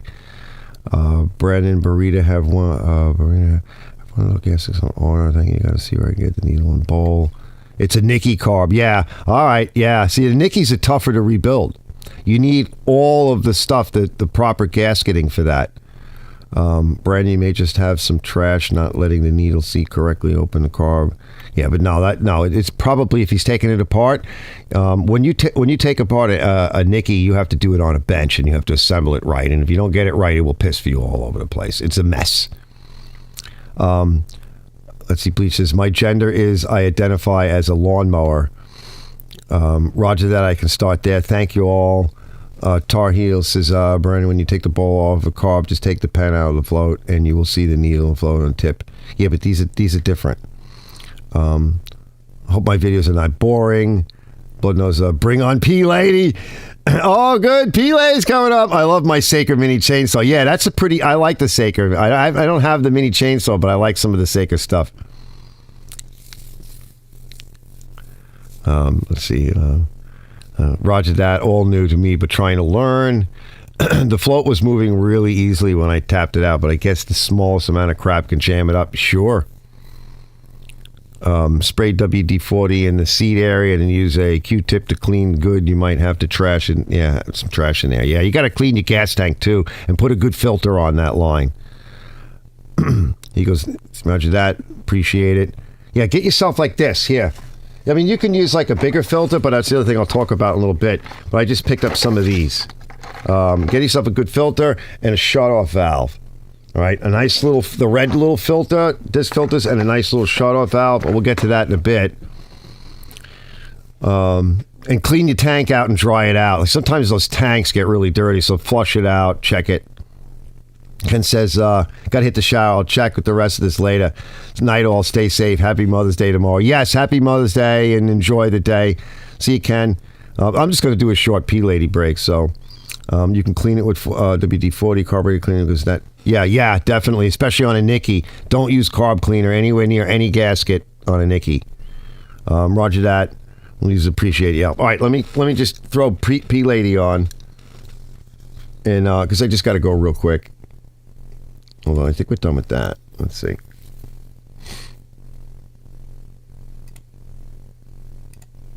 Here we go.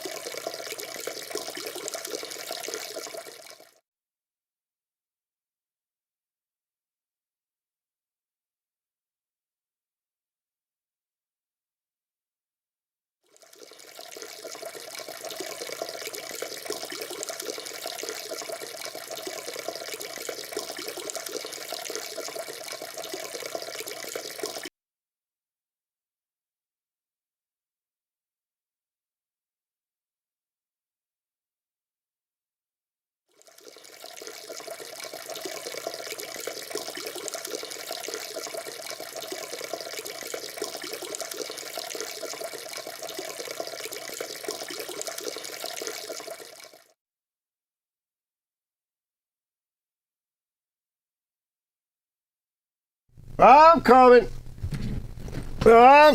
Move over, P-Lady. Oh, we got to shut P-Lady off. We gotta move over, P-Lady. Stop it now.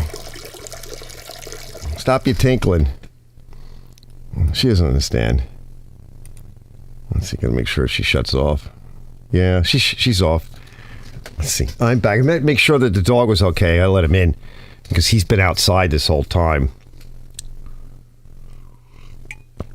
So shout out to Brandon and shout out to Tar Heel for helping out and the rest of you fellas for helping out in the chat. Let's see. Didn't seem stuck. Ken's leaving. Ken's probably gone.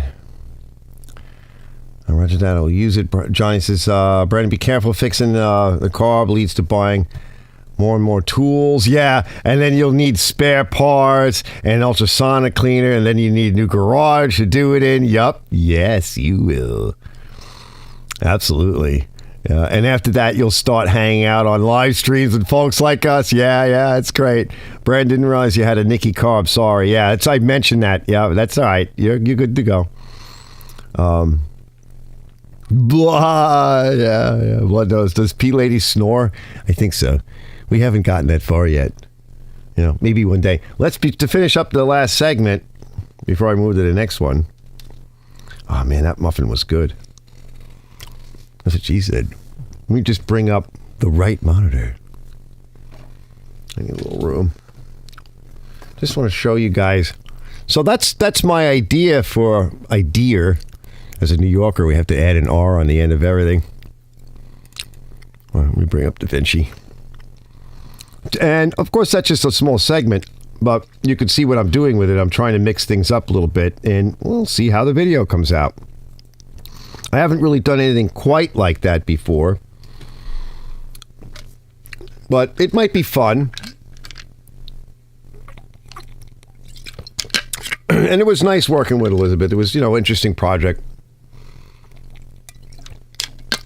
At that point, there's still yet another problem lurking in her electrical system, which is why things are becoming intermittent. And we're still not completely done with the damn thing, but it's working enough for now. Let's see. Here it is here.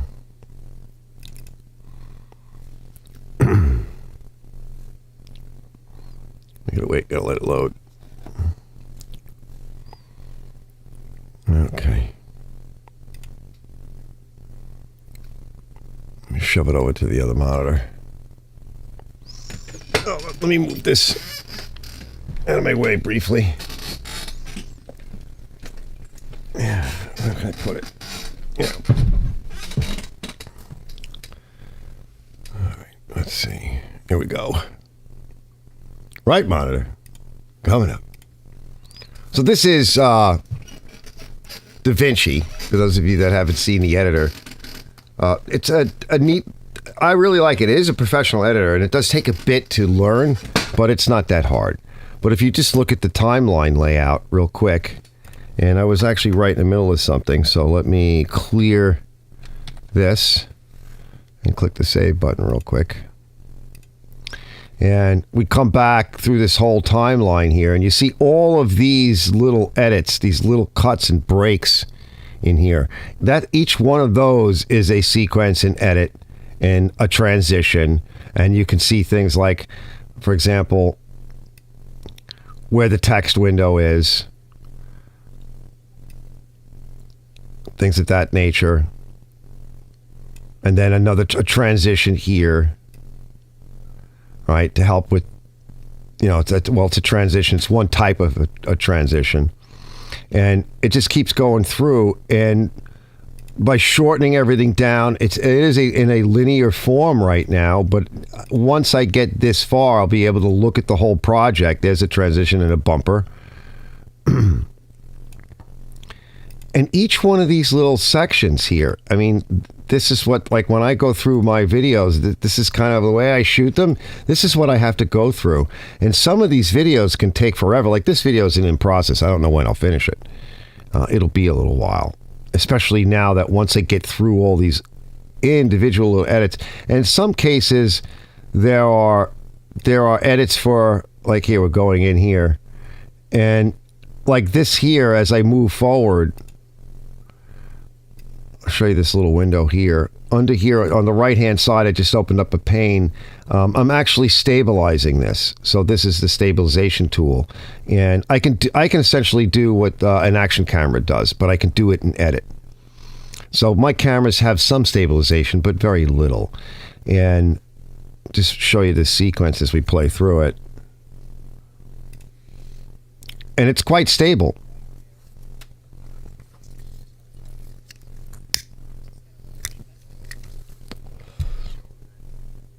Got these Turn the little- audio on. nervules on it. And it's pretty stable. It's not 100% stable, but I didn't use a lot of stabilization. Kind of get out of the way. And then there's this cable here. And then there's other things that you can do as well. So here's like, for example, your typical arch.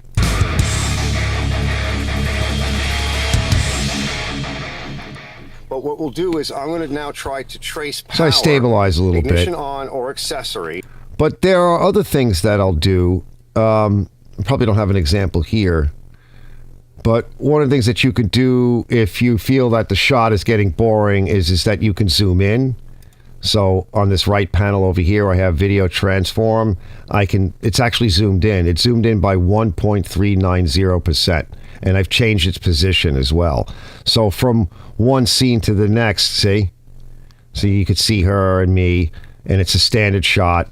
And then as we come through it, which would be black, okay, because of the clips and it everything, zooms it's in. easier. And my meter... To make it to make more prominent what we're pointing to and what we're looking at. And with this camera, this is not the beta camera, so this camera can't go in as far. Most people would call this zooming in. It's not. Zooming in is a function of an optical camera lens. When we're doing it in edit, it's called cropping or punching in because it's done digitally. Now, this is not the 4K camera. This is the HD camera.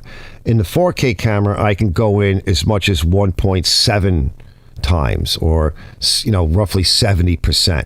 I can only get about 30 to 40% on this 1080p camera. So I can actually make it look like I physically moved the camera closer. And if you don't have a camera person, you're only doing it by yourself, these kinds of tools are very useful. And it breaks up the shot. So all of these, it's a transition. And we shouldn't see anything. So now we're at turn the full. ignition on.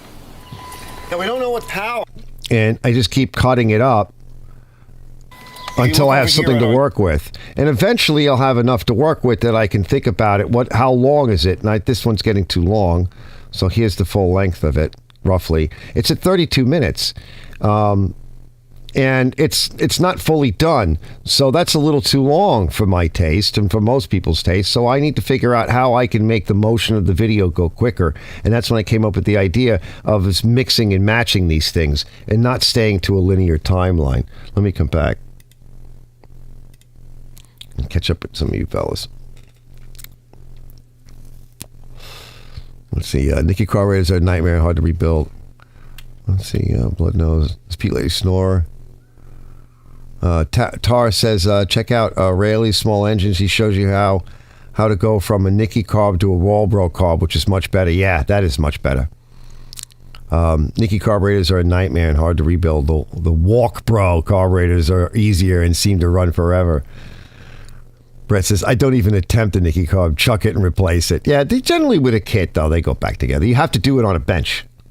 You can never take the ball off of a Nicky carburetor when it's on the machine. You'll never get it back together again. And if you do, it probably won't be right. I don't even bother doing that. Yes, Bleach, you're 100% correct. Lewis says, how much is the program, March? So the program is $300, but it's free. So unlike Adobe and a lot of these other rent and lease and pay and pray, DaVinci took a different tack. So they give it to you for free. And I've been using it now for quite a while. And I want to buy it this year because there's some AI things that you can do, isolating audio, removing noise, background noises. And there's a number of like AI things that you can run on it that automates tasks once you've learned how to use it. But almost everything is available to you in the free version. Although it does castrate the performance a little bit. So as I was scrolling through that timeline, on my computer it's pretty fast, but it's not using the video card. And I have like a gaming video card. It's an older one, but it's pretty strong. In the free version, it limits the amount of access to the video card. So it will run at about 30%, and it tends to overload the processor. If you buy the program, it unlocks that aspect of it. So everything runs a lot smoother. For the most part, I don't notice it because once you learn how to set it up and optimize it as I scroll through the timeline, but sometimes when the timeline gets long like this one, and there's a lot of processes that are going on, like I'm adding graphics and transitions and music and other clips and pictures and video elements and B-roll, and I add all that in. It has to process all of that, and I zoom in or punch in and do all of this stuff. It will slow down, and so if I do a quick edit and then return back and want to scrub through a section like this, I'll show you. So if I just want to grab the playhead and go like this, sometimes it'll slow up and I'll have to wait. Right now it's fine, but yeah, it just got a little stuck. When everything's working really good and you own it and you have a fast computer, there is nothing really slow, unless you're doing like a major production. But I think for $300 and you own it, like it's yours. And the baseline Premiere sort of version of it pretty much would give just about any professional everything they would need. There is a more advanced version, but that would be something for people that actually are making movies and stuff, and sitcoms and things like that. Like, this is pretty much what most people are using now, because they're just getting tired of having to pay Adobe Premiere and some of these others every month. And then if you fall on hard times, for example, I mean, there are a lot of, video producers and, people that do this for a living, and they may fall on hard times for a period of time, and they've got all of their work in a program that they no longer own, that they have to pay, I don't know, $50 or whatever, $100, whatever it is, suddenly, just so that they can do some work or show it to somebody to get a job. There's so much wrong with that.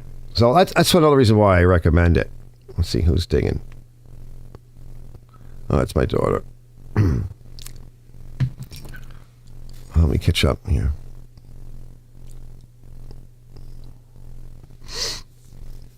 Brandon says, I appreciate you all. Big on going to skip all that nightmare and snag a new one. I don't blame you. That's what I would do. Been using Microsoft. Bleach has been Microsoft Movie Maker for years on Windows 10. Had my laptop for 5 years. It's an HP. It's been going okay. I started with the Movie Maker. That's what I started with. I still have a copy of it. Lewis says, great idea, Brandon. Tar says, Bleach, do you have a channel mate? Yes, Bleach has got one. You can search his name as well. And I just highlight it. And I'll go like this and just go search DuckDuckGo. Here it is.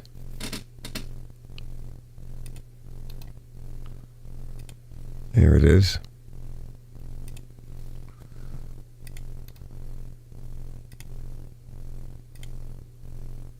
And that should pop right up. Let's see, do you have a channel mate? Tara says, Brandon, get a wall, bro. Throw the Nikki in the trash. Joe says, I've been using Shortcut for a couple of years, but the last video took me 3 nights. Don't know how many hours due to computer lagging. Yeah, you got to keep your computer all tuned up. Brent says, shit, the chat was lined up with the video and I missed everything while you were talking, Arch. I was way behind. That happens to me too. I'm seeing William. I use Shortcut too. It's plenty powerful enough for me. Shortcut is also free. Do you use Shortcut like on your phone or something? I don't know that program.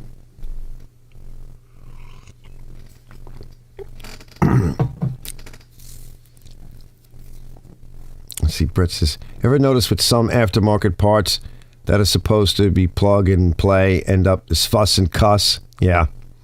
Laptop has been good to me. So happy. Unfortunate laptop is, let's see, why my previous laptops went after a year or two. Lou says, thanks for the information, Arch. Yes, I have a channel. I put up the channel. I got one too. Yeah, Brett, just like I said, just copy. I just kind of like highlight, click search, DuckDuckGo, whatever, and get the channel, grab the link, come back, and click.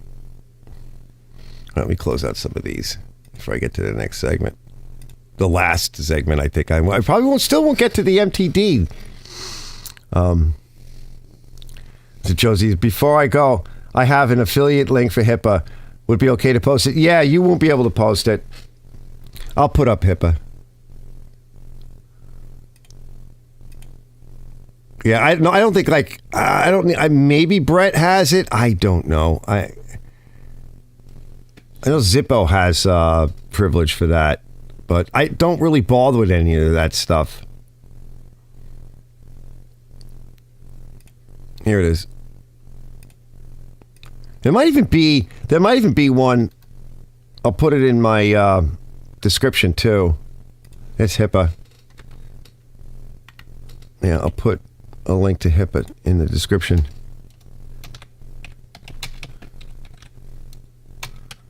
As well, because it's easier to find later on.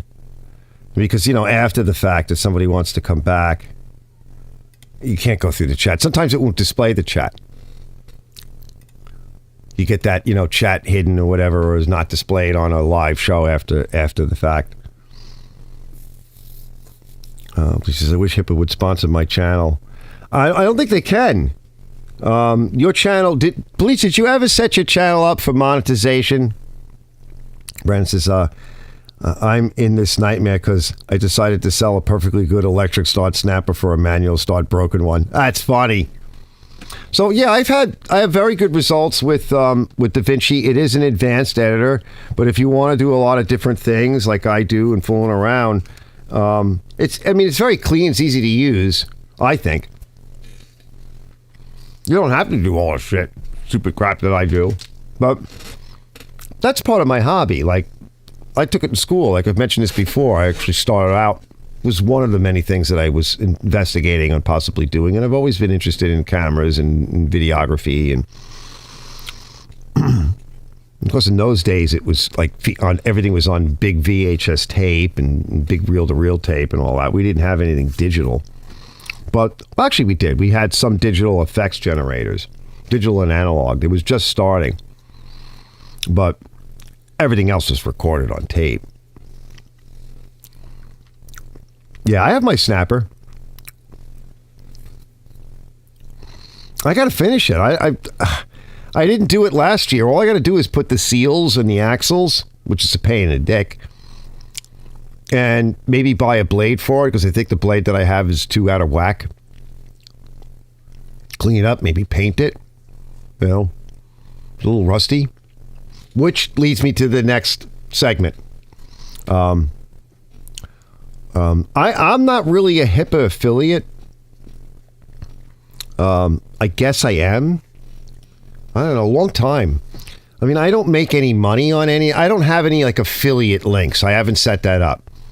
So I don't have like a website or whatever where I make money on like sales of Hipa parts or commission or some percentage or with anybody. I probably should start doing that because I could use the cash because I'm broke. But my arrangements usually with most of these companies is you send me stuff, I'll make a video. And then I'll decide.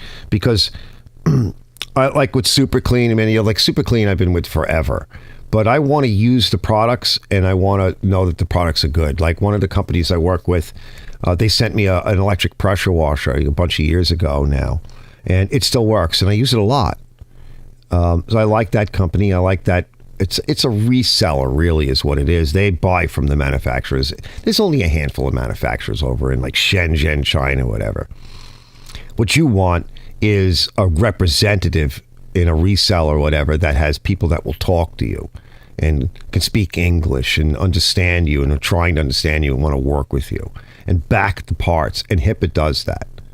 So I've had problems with some of that stuff and I've made videos about it. And I've talked with them about it. And they just fix it, make it go away. And, there's always problems. You just have to be able to resolve them and want to be with people that are looking to resolve them. Let's see. Brandon says, I bought it for a steal at garage sale because it had a bagger. Oh, really? Wow. Bleach says he gained 15 subscribers in a month. Maybe getting better at what I do. That's good. He likes the super clean. So let's go to the next segment. Let me close this out. That gives us a little bit of time. Let me make sure this is okay. Well, let me bring this over to here. But yeah, I definitely recommend DaVinci. I enjoy it. It allows me to kind of play and have fun. And like I said, that's not like, for my channel, that's like the hobby aspect of it. To be able to fool around with the cameras and the resolution and the technology and work weird stuff into my videos and music, and because I have a lot of things that I enjoy, and like how do I mesh all that in and make a big mess of it, right, without too much of a mess, and stir it all up into soup, you know. Let's see here. Let me bring up my channel, and I want to introduce you fellas to Rain. I gotta go find him now. Okay, here we go. The key to great skin is exfoliating and moisturizing. Oh, it's my commercial. Toro. Okay. Let's see. There we go.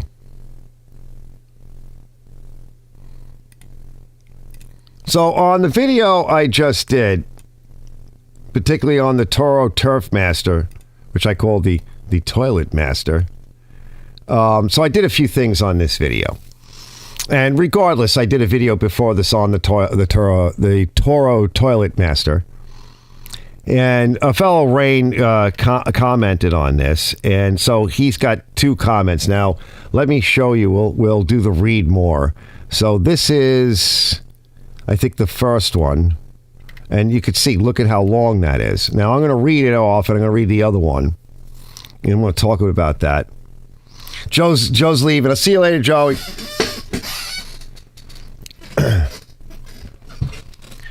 He goes, he's talking about, below I describe a recent resto paint job I did. From that experience, my first, now I have better eye for flaws. In this video, the paint on that Toro looks like it's not a factory job, but a recoat in some areas. Is that correct? Well, if he'd watched the video before it, he would know the answer to that. Okay, so I'll get into that in a minute. Waiting for a second coat of clear to dry enough. Lay a third final coat on the Cup Cadet push mower. And that's the push mower, blah, blah, blah. I'm restoring to flip.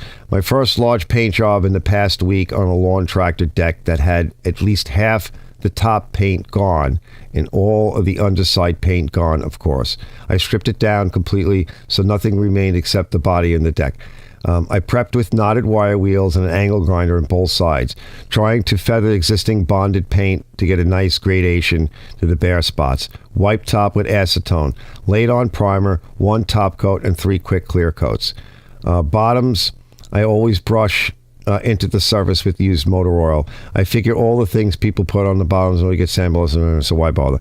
My problem is after the primer dried, it was obvious I had missed some feathering.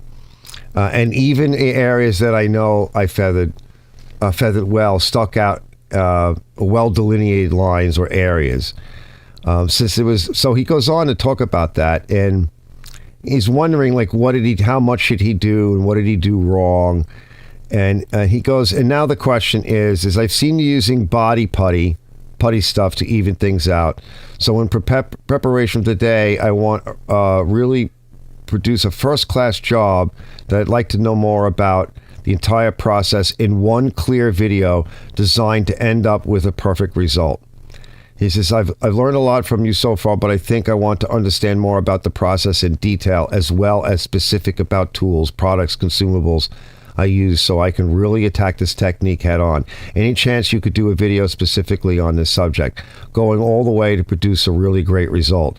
Maybe a push mower deck you're fitting with replacement engine, where the deck is solid, but a lot of paint has come off and there's moderate rust over.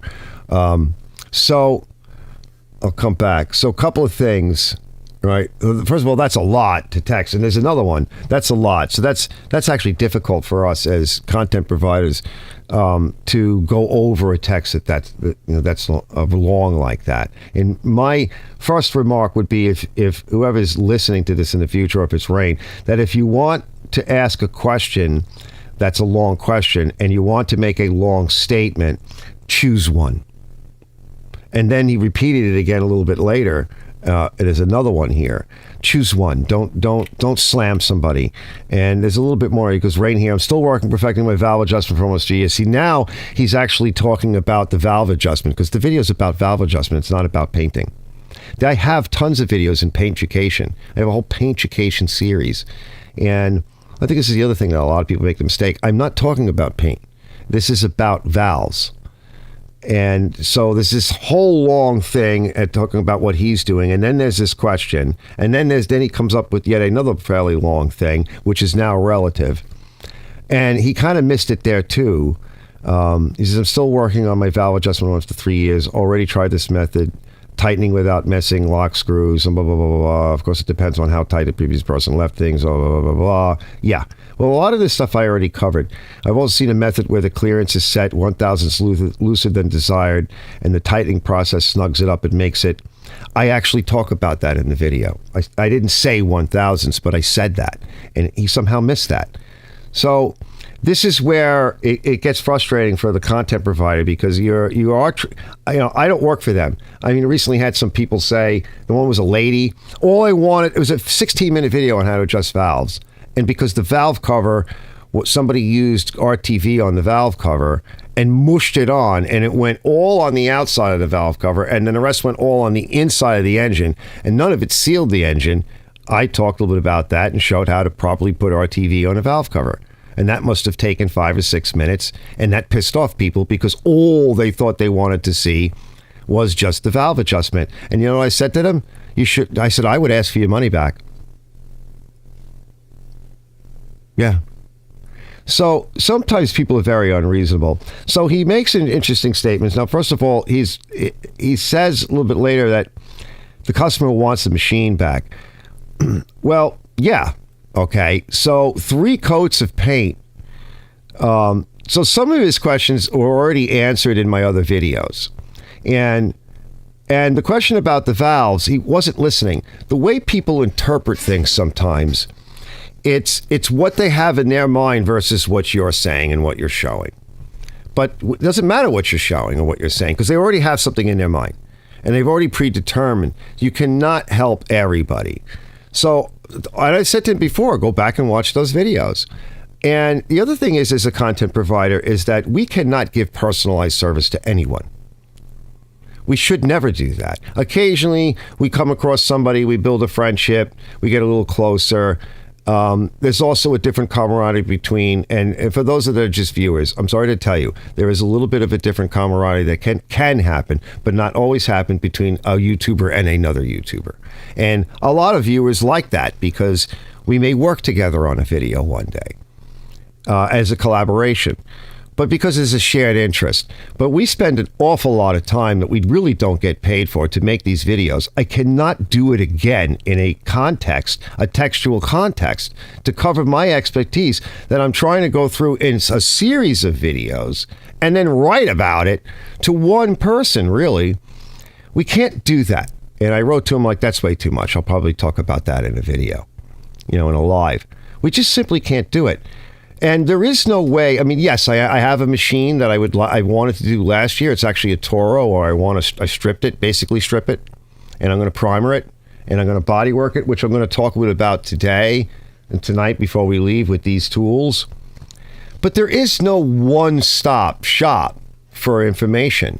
There's no one scenario or one video. If I were to make a video that was all-encompassing, no one would watch it. Especially me. I'm a big mouth. As you guys know, my mouth goes on and on and on and on. That video would be like 3 days long and still would not be able to show all the techniques that are really required. It doesn't work that way. It just doesn't. I got my idea for paint education from that guy Brian Tetz, whatever. He has paint education. This guy's a professional painter that worked for Eastwood and had his own business, and he's still coming out with YouTube videos, even though he doesn't work for Eastwood anymore. And it just doesn't stop because the techniques that he used vary slightly depending upon the products, depending upon the outcome. And if you're trying to make a lawnmower look a little bit better for a customer, 3 coats of paint is way... You got to get it out the door. You have to decide how much of the material you want to use, because if you use too much material, it's not worth it. It's expensive. I use very little paint when I paint a machine. Very little. 1 can of spray paint might get me 10, 15 machines. That's how little paint I use. And 3 coats of clear, you're lucky if you get a mist coat of clear. When I talk about clearing these things, it's such a light... You don't need a lot. These techniques and things require several videos, and the shorter and there are videos where I talk about this stuff. There is no one. That's for his convenience to have it all. We would love to be able to do one video, but then our channel would be done, wouldn't it? All right, we're done. See you later. All right, later. You know, you can't, and you can't give it all away in one video either. Because there'd be nothing left. Nobody would watch it. I mean, I did recently, I talk about this, I did a 1-minute short, and the average view duration was 35 fucking seconds. So, no. Yes, I will do that video at some point on that machine where I take the whole machine and rebuild the whole machine. But, and I've said this before, even part 2s, people, unless you're a big YouTuber, people don't even want to watch a part 2. When you're starting out, especially and you're a small channel, it's not like James Condon. This guy can vomit on the table at this point right now, clean it up with a special wipe and a special cleaner, and sell it. When you get to that point, you can start doing some of this stuff. Some of this stuff you just can't do when you're a small channel. One, you don't have the time, you don't have the resources, and nobody will watch it. So it's kind of put in a position, and of course, as a small channel or even a big channel, you cannot give personalized service to anybody and answer all the questions. It's just not possible. And he brings up some good points. I don't want to beat him up. He brings up some good points, but it really is one of these things where if it's taken us years, and I get a kick out of this, where people say, all I need to know is I just need 5 minutes. So we have spent years and careers learning and honing these skills, and you don't even know what we're talking about yet. You've determined that 5 minutes is all you need. You don't even know what you need to know, but yet you've determined 5 minutes is all you need. That's a fucking idiot. I mean, people that say shit like that and act like that, they're know-nothingers that will always know nothing, and their whole lives will literally be a series of 5-minute shits, never having to sit down and enjoy it. I mean, they're just not going to know anything. If you want to learn and you want to get good at something, education is not cheap. It costs time, blood, sweat, tears, money, skin, broken bones, crushed this, black nails, right? Years of being bored in school for some certificate that you never make any money back on. Like, that's what knowledge comes from. And it's not in a singular video or whatever. It's literally pouring. I have watched constantly. I watch some of these people that have these 1-hour videos, and I enjoy them. But I watch them, and I already know most of what they're showing me. And what I find is time and again, at some point in the video, they will do something, and it's the fucking money shot. And I'm like, that's why I stayed. I didn't know that. I've never heard that before. Holy shit. Money shot. And because I know that somewhere in all of the rest of the stuff is the gold. And you have to be patient. So for not necessarily speaking to you fellas, of course, but I know people watch my shows later on or whatever, and I don't want to beat anybody up. But from my perspective as a mechanic and all these other things, all of the work and time that I've put into something, it just has taken years. And you're going to make a lot of mistakes, and that's okay. That's okay, because if you learn from your mistakes, you build a skill. And eventually when you build these skills, you're like, oh shit, why have I been doing it that way all these years? I could just do it like this now. Yeah, because it took you years to get to that point. Let me catch up with you fellas. So Josie laughed. Bleach says, my videos are not really how-tos, more of a hobby. Yeah, yours is a hobby reality show. Yeah. Yup. Yeah, there's nothing wrong with that. I mean, that's a show in and of itself. You just have to find that market and get better at it. Tar says, that's fine, Bleach. Tar, I'm just going to call him Tar. I like that Tar. You know, Arch, when you do the Honda carburetor video, mate, yeah, I'm kind of doing it, but I'm so far behind. And Bleach goes, plus I smoke weed and joke around in my lives sometimes. Yeah, that's another reason why if you ever tried to like monetize all of that, not only would it have to go away, but you'd probably have to go back and delete a lot of that shit. Yeah, you can't fix, Lewis says you can't fix crazy or stupid, right? Because some of that behavior is stupid. You know, I never thought like that. I valued other people's time and that they were willing to teach me. And boy, I'll tell you, I mean, I grew up around a lot of older people and people from different countries, like the Greeks and the Italians and the Jews and right? And the men, right? If they wouldn't waste their time with me unless they thought I was worth it, and God help me if I did waste their time. Oh boy, you would almost get close to catching a beating. Things did not work out well for you if you took them for granted. In your life, in your career, or in whatever, all right? Yeah, it would be in your best interest to pay the fuck attention and at least make it look like it and value it. Yes, yeah, you could really blow it. Bleach says, once I smoke weed.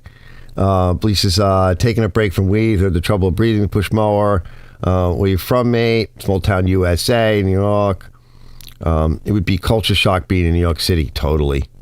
Brett says, it's showing proper sealing of the valve cover as part of servicing the valves. I think so. Especially, he goes, and I myself want to see that step in the video because it's part of the procedure. Right, but you're also a very reasonable person.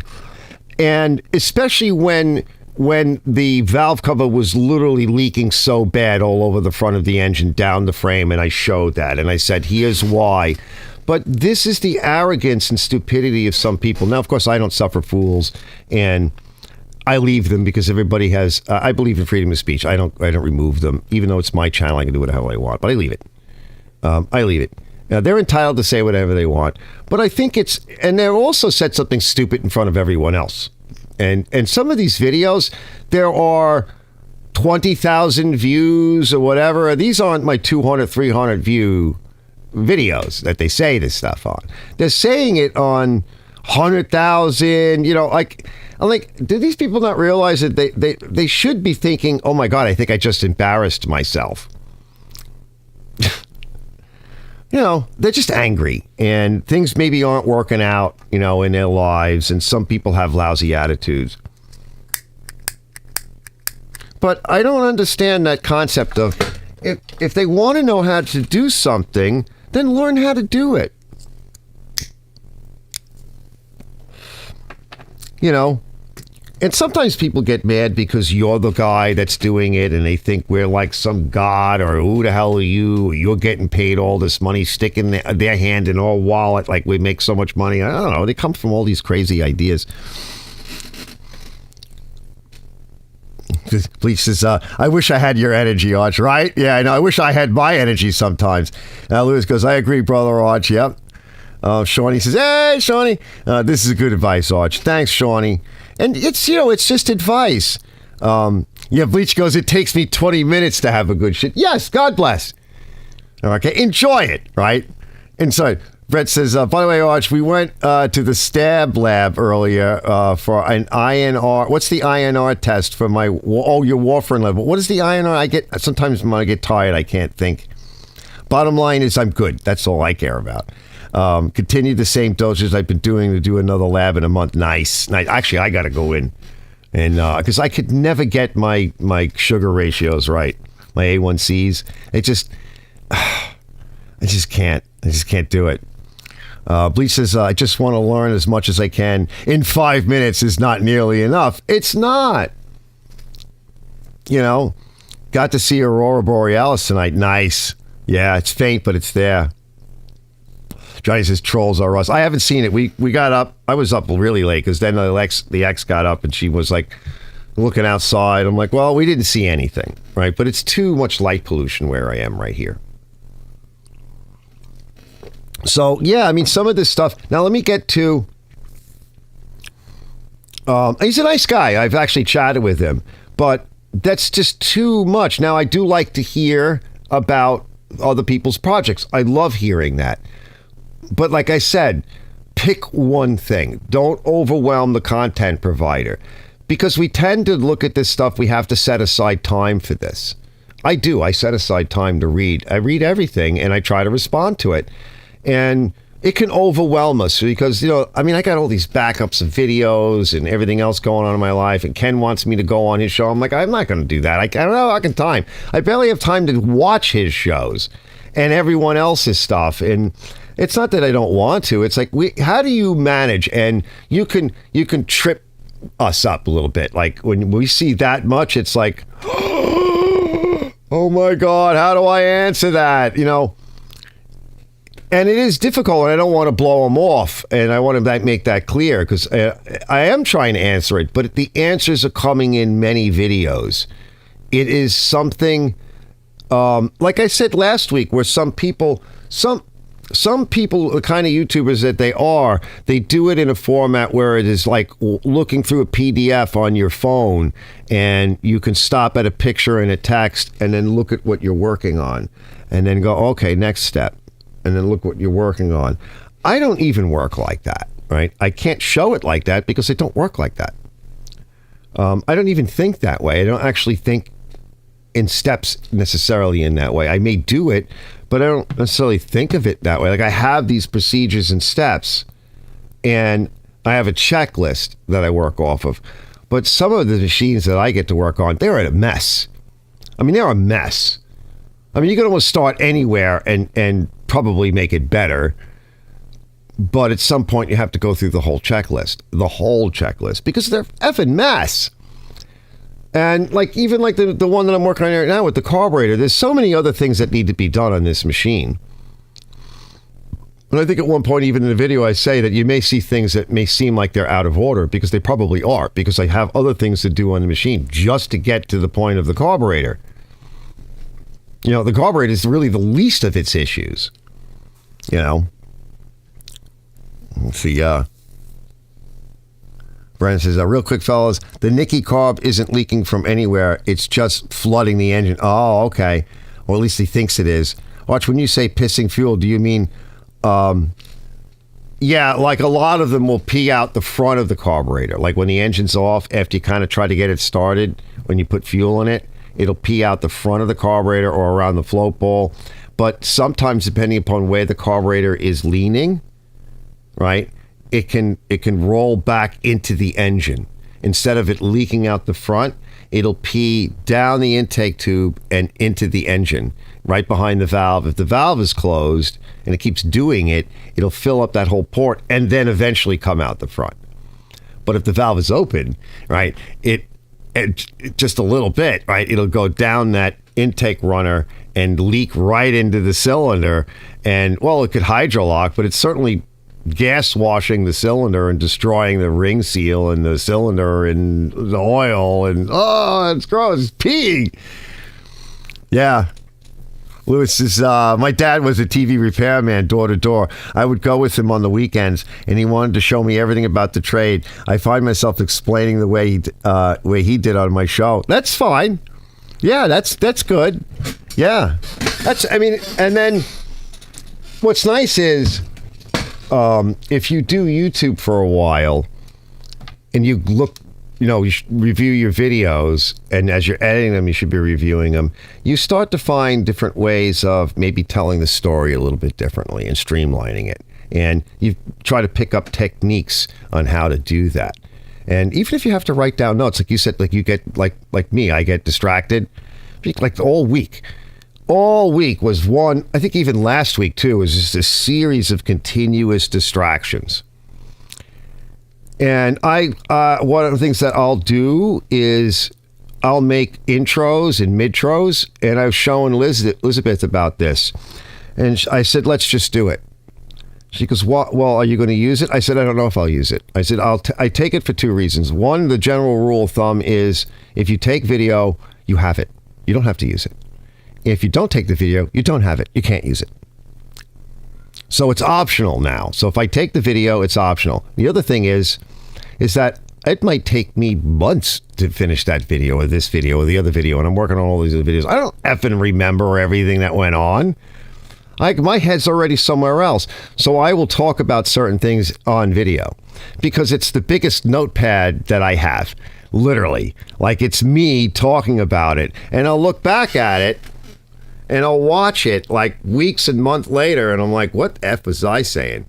What was that about? What did I want to do with this video? Oh, no. That's not going to work. But now I remember what I was thinking.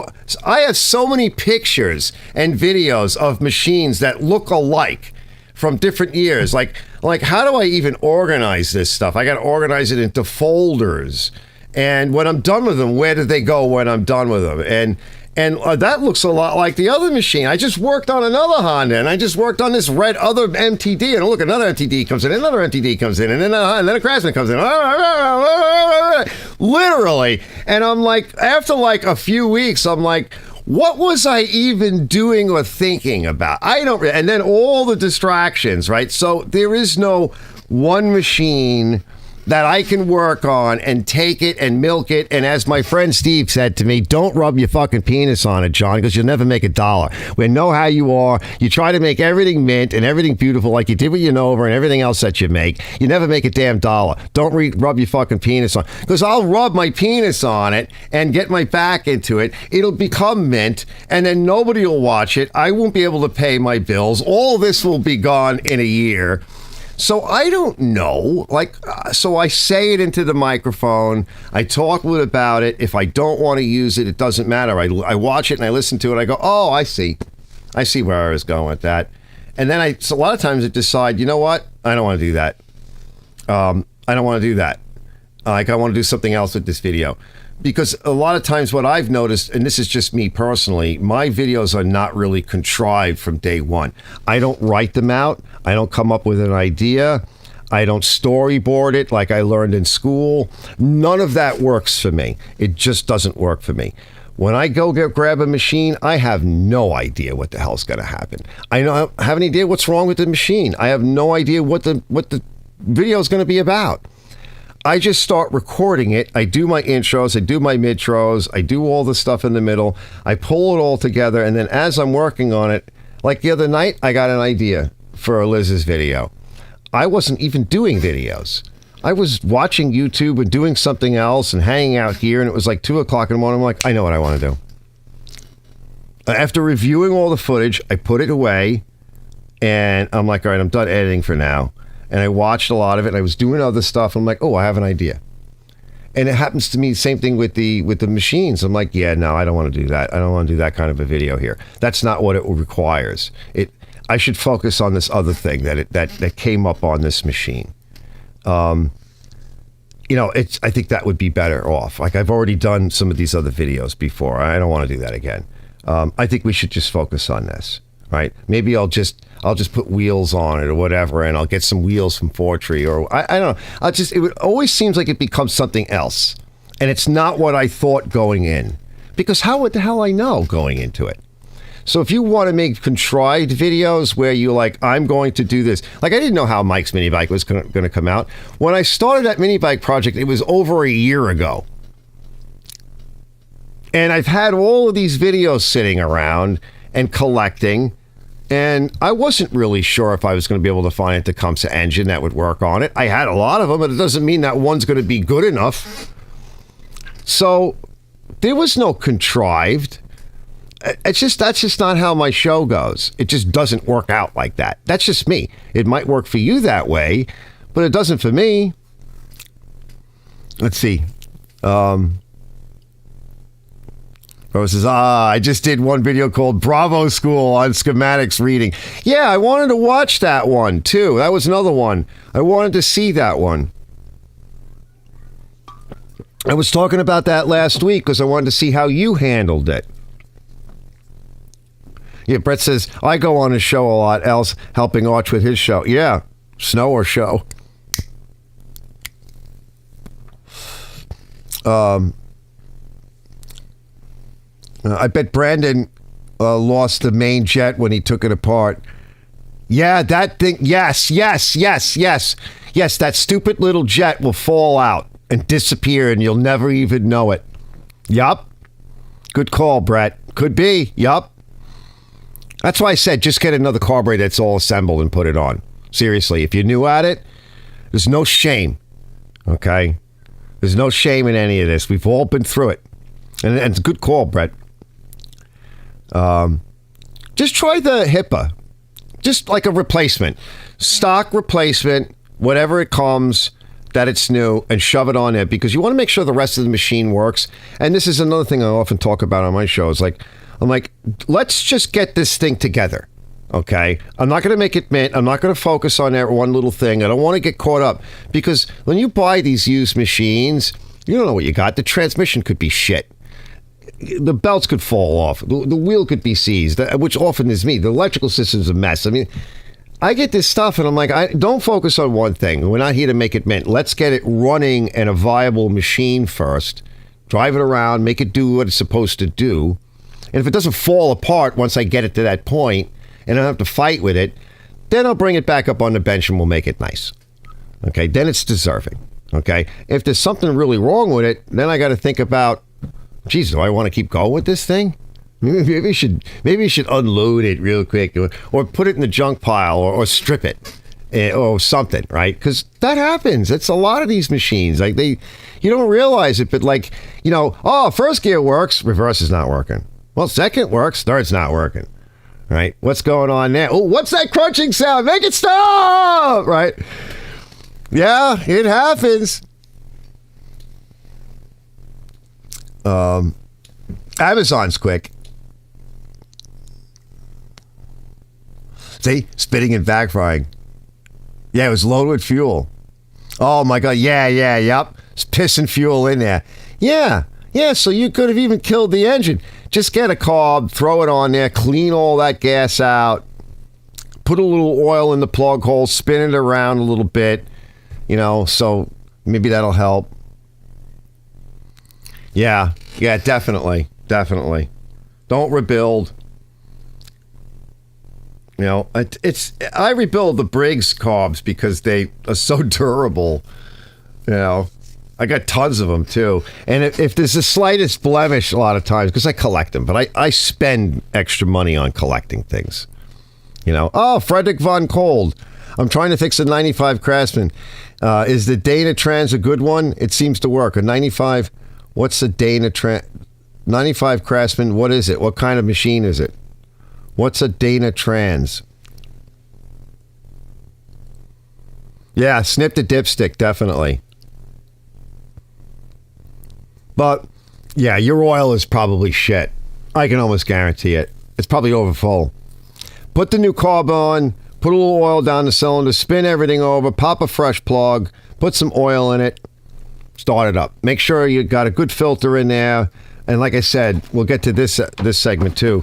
I picked up some of these. I tested all of them, and they're all fine. I forget the manufacturer. I was going to look it up, but I ran out of time. I needed some more. Of these. They're just the cheap Chinese ones, but I get them someplace, and they've always seems to be good. So these are the straight through. I used a lot more of these last year. I have some of the right angles I like too. So that's a nice fuel shutoff. It was really good for when you're testing carbs and stuff and you're not sure. Or like on my Honda, I had to turn the thing in all different directions. It was peeing fuel out. But, I had the valve off. So I'm like, I didn't have to empty the tank. Whatever was in the carb came out. But it's not going to keep peeing. So that was kind of neat. So I picked up these. And I wanted to get through a couple of things and talk a bit about... and for Rain as well, and for you guys. So let me get this guy. Hold on, I can take this off now. I don't need it. Plus, it's going to make me yell more. Hold on.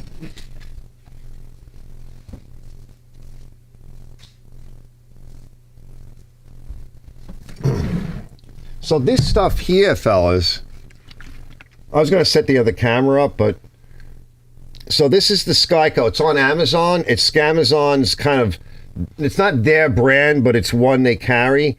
The Osfo Skyco, and this is the one that the one-armed mechanic recommended. And I watched him.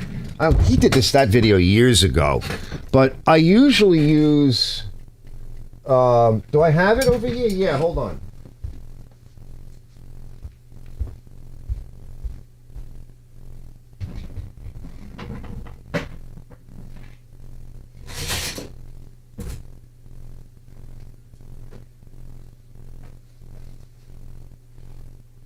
I'm coming. Hold on. I gotta reach up in the ceiling. Hold on. I gotta go up in the ceiling. And watch, you're not ready. Why aren't you ready? Because I'm not effing ready, fellas. So I've even done a lot of body work, automotive, you know. And this product, it's made by Kirker, so I like Kirker's like your mid-ish to low auto body, generic, right, in the auto body world. DTM prep, acid etch wash. It's the 6860. Basically phosphor compound, a lot like this one for the most part. It's clear though. And so it's an acid wash etch. Most of the primers today for automotive and trucks, the paint primers, for a long time they've been putting an acid in the primer. Usually this is the primer that you use for a first coat on bare metal. And what it does is it etches into the metal and locks in. It gets a bit more of a mechanical bond through chemicals. So the mechanical bond usually is you scratch with 80 grit or whatever, something in that neighborhood, bare metal, rust is gone, right? And then you put primer on it and you get a mechanical interlock between the primer and the substrate. And that's more of a mechanical bond. And then when you put your next coat of primer on within the window, so when we say window, the product manufacturer will say, if you second coat, this is how long you should wait for the first coat to flash, and this is how long you should not exceed. Usually it's a day or how many hours before you cannot put a second coat on without sanding. So that second coat, if it's put on in the right time window, you get a chemical bond. If you go beyond that time, you must scratch the surface with a Scotch-Brite or something, or sandpaper, and then your second coat of primer then would be put on a dry primer, and you'd be looking for a mechanical bond. You no longer get a chemical bond. So when you're dealing with metal that's somewhat rusted, the thing that you have to consider is you want to get the rust off certainly as much as you can.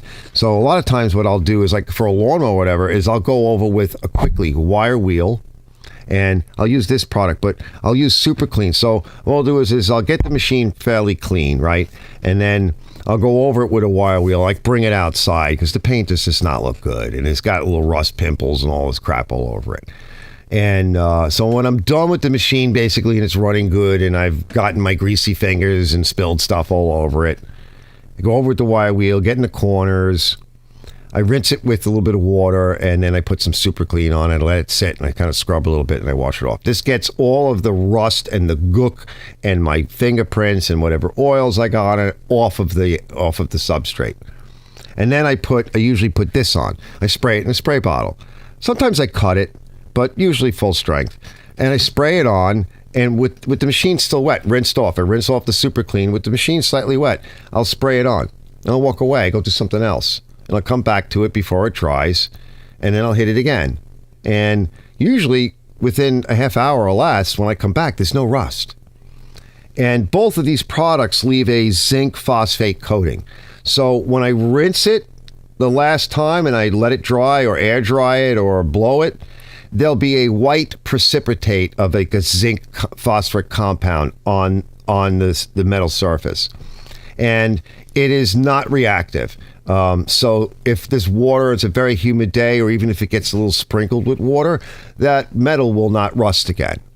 It'll be a long time before that happens, days, weeks. So I don't have to fuss with it right away. It's protected. I bring it back in and I take a look at it, and I'll usually wipe it off. Now, you can use an acetone or something. That's what he was using. I wouldn't recommend that. If there's other paint that you're blending into, I would not recommend it. Something like acetone. It's too strong.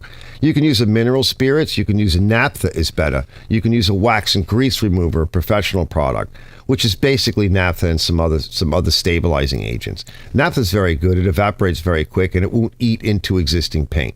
If you use something like like the stronger solvents, it's going to eat into the existing paint, and you may not want that. Plus, you can't use it later on because it's too strong.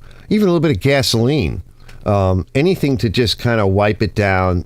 You can also use, if the substrate is pretty clean, you can also use it like an alcohol or a glycol-based window cleaner or something like that. Something that will evaporate to some degree. And then you've got a clean substrate in which you can just put your primer on. And it removes rust so easily. And like usually these phosphors, sometimes I'll dilute them a little bit. I'll experiment. I put them in a good sprayer or a used Superclean bottle. And they work really good. I can just brush them on in some areas and it will just chemically remove the rust. And I wipe them off and I put my primer on. And generally speaking, yeah, you should always use a primer, whatever that primer is.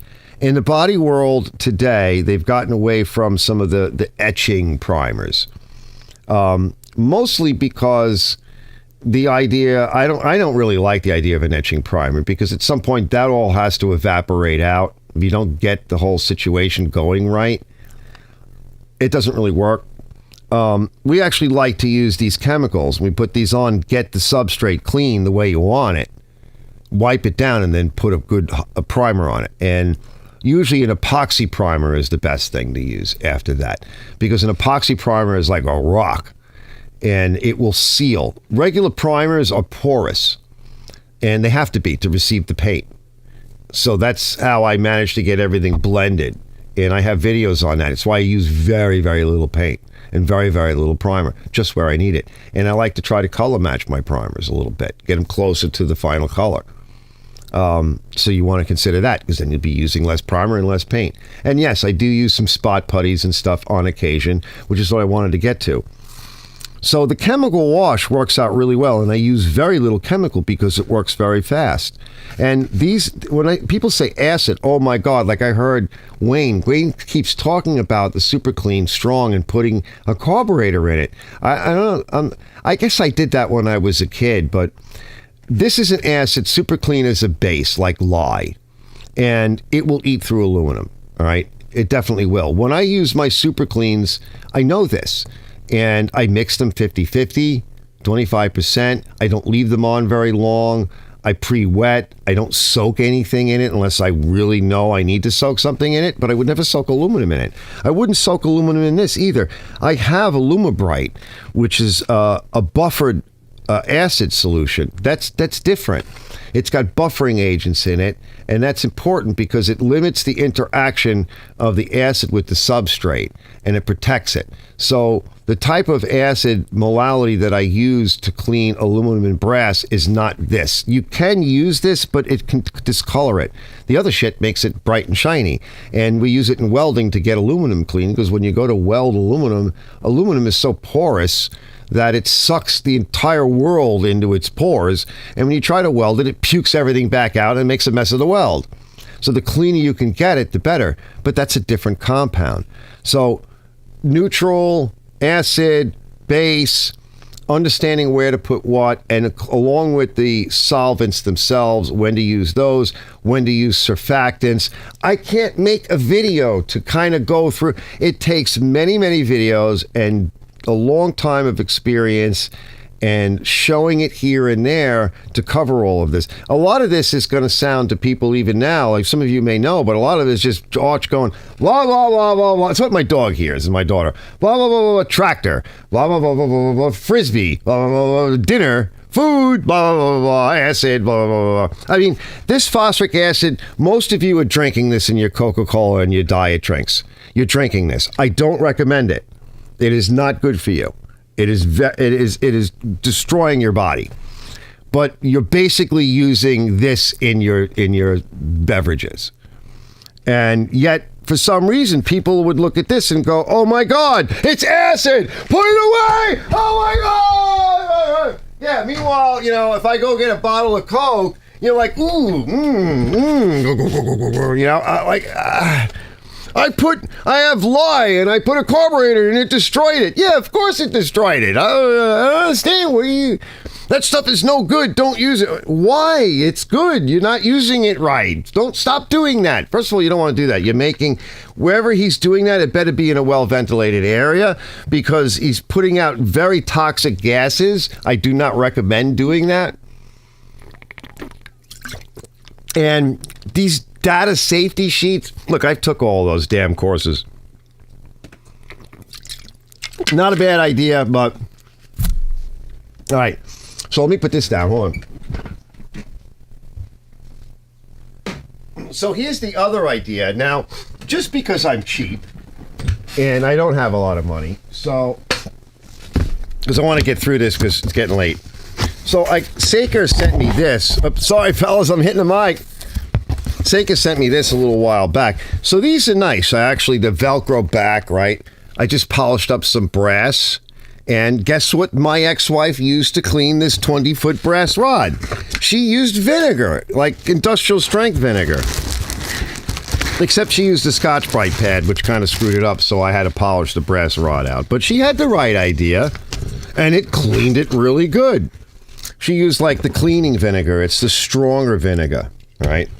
So I wanted to show you guys. So here's the battery. Hold on, let me get this off my table. I'm running out of room. I'm gonna make a mess.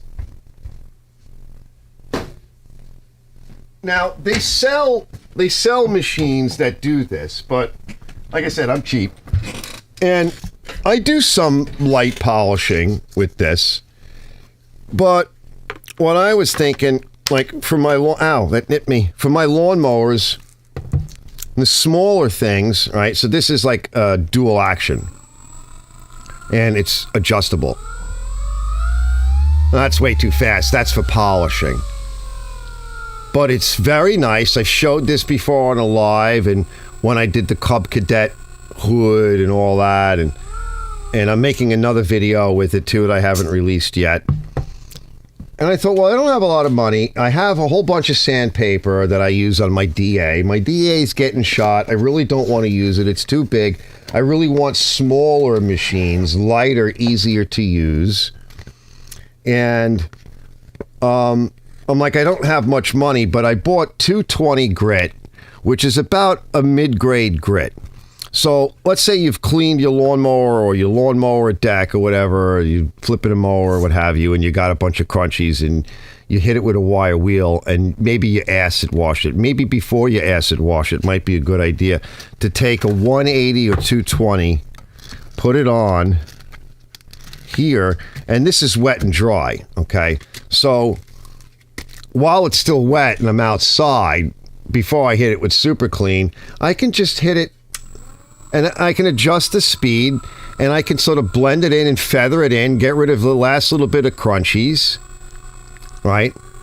Do what I want to do, and then rinse it quick, throw a little Superclean on it, rinse it again after that's clean off all the gook and the greases, put a spritz or two of the phosphoric on, let it sit, walk away, go grab some lunch, come back, rinse that off, bring it in, it's nice and dry, and I can put a high build primer on it, maybe quicksand, and if I go, the 220 might even work, if I go to like maybe 360, 400, I don't know, 220 might actually do it, and if I put a little spot primer on it, I can just come in low and slow, and I don't have to sit there by hand, and I can just kind of go over it, feather in the edges, wipe it down. You could spritz a little bit of water with just a touch of soap, touch of Dawn, right? Wipe it with a rag, a little bit more, wipe it with a rag. Oh, there we go. We're coming in. Up, done. Right? Go around all the little spots I want to do. It looks good, ready for paint. Everything is nice and scuffed. Maybe here with a little Scotch-Brite just to put a little tooth in the old paint. Wipe everything down. Maybe throw a little bit of Windex or something on it. Wipe it with a lint-free. make sure it's air dry, hit it with the blow dryer, look around, and then lay a little bit of color on, okay, and a little bit and blend it. And that's kind of how I do them, and it's very little time. I mean, just about as long as I'm making a fuss of this is about how long it takes me. And I use like so little paint. And I don't know, I mean, they come out mint. Now, for yourself or to sell it or whatever, not every machine gets this. Not every machine needs this. But a lot of you guys have seen a lot of machines that I've done or that I have or personally own. Yeah, a lot of them, they get touched up. And they come out mint. And I don't try to make them like factory either, you know. It's an older machine now, right? It gets attention, but I'm not looking to make it absolutely mint. I've had that one bumper that I do. This one, I think it is. Hold on. I'll find it. Let me show you before I hit you guys up because we're almost done. Let me find that bumper real quick. All right, this machine, also the one on my channel too, but yeah, this bumper. And I'll stall it too. I'll pause it. Yeah, here it is. This machine is mint. This one I made mint. And I think that's probably why it's on my bumper. Hold on. Where is it? It's over here on this monitor. We got to pull it to monitor 2. Monitor 2, coming up. Monitor 2, hold on.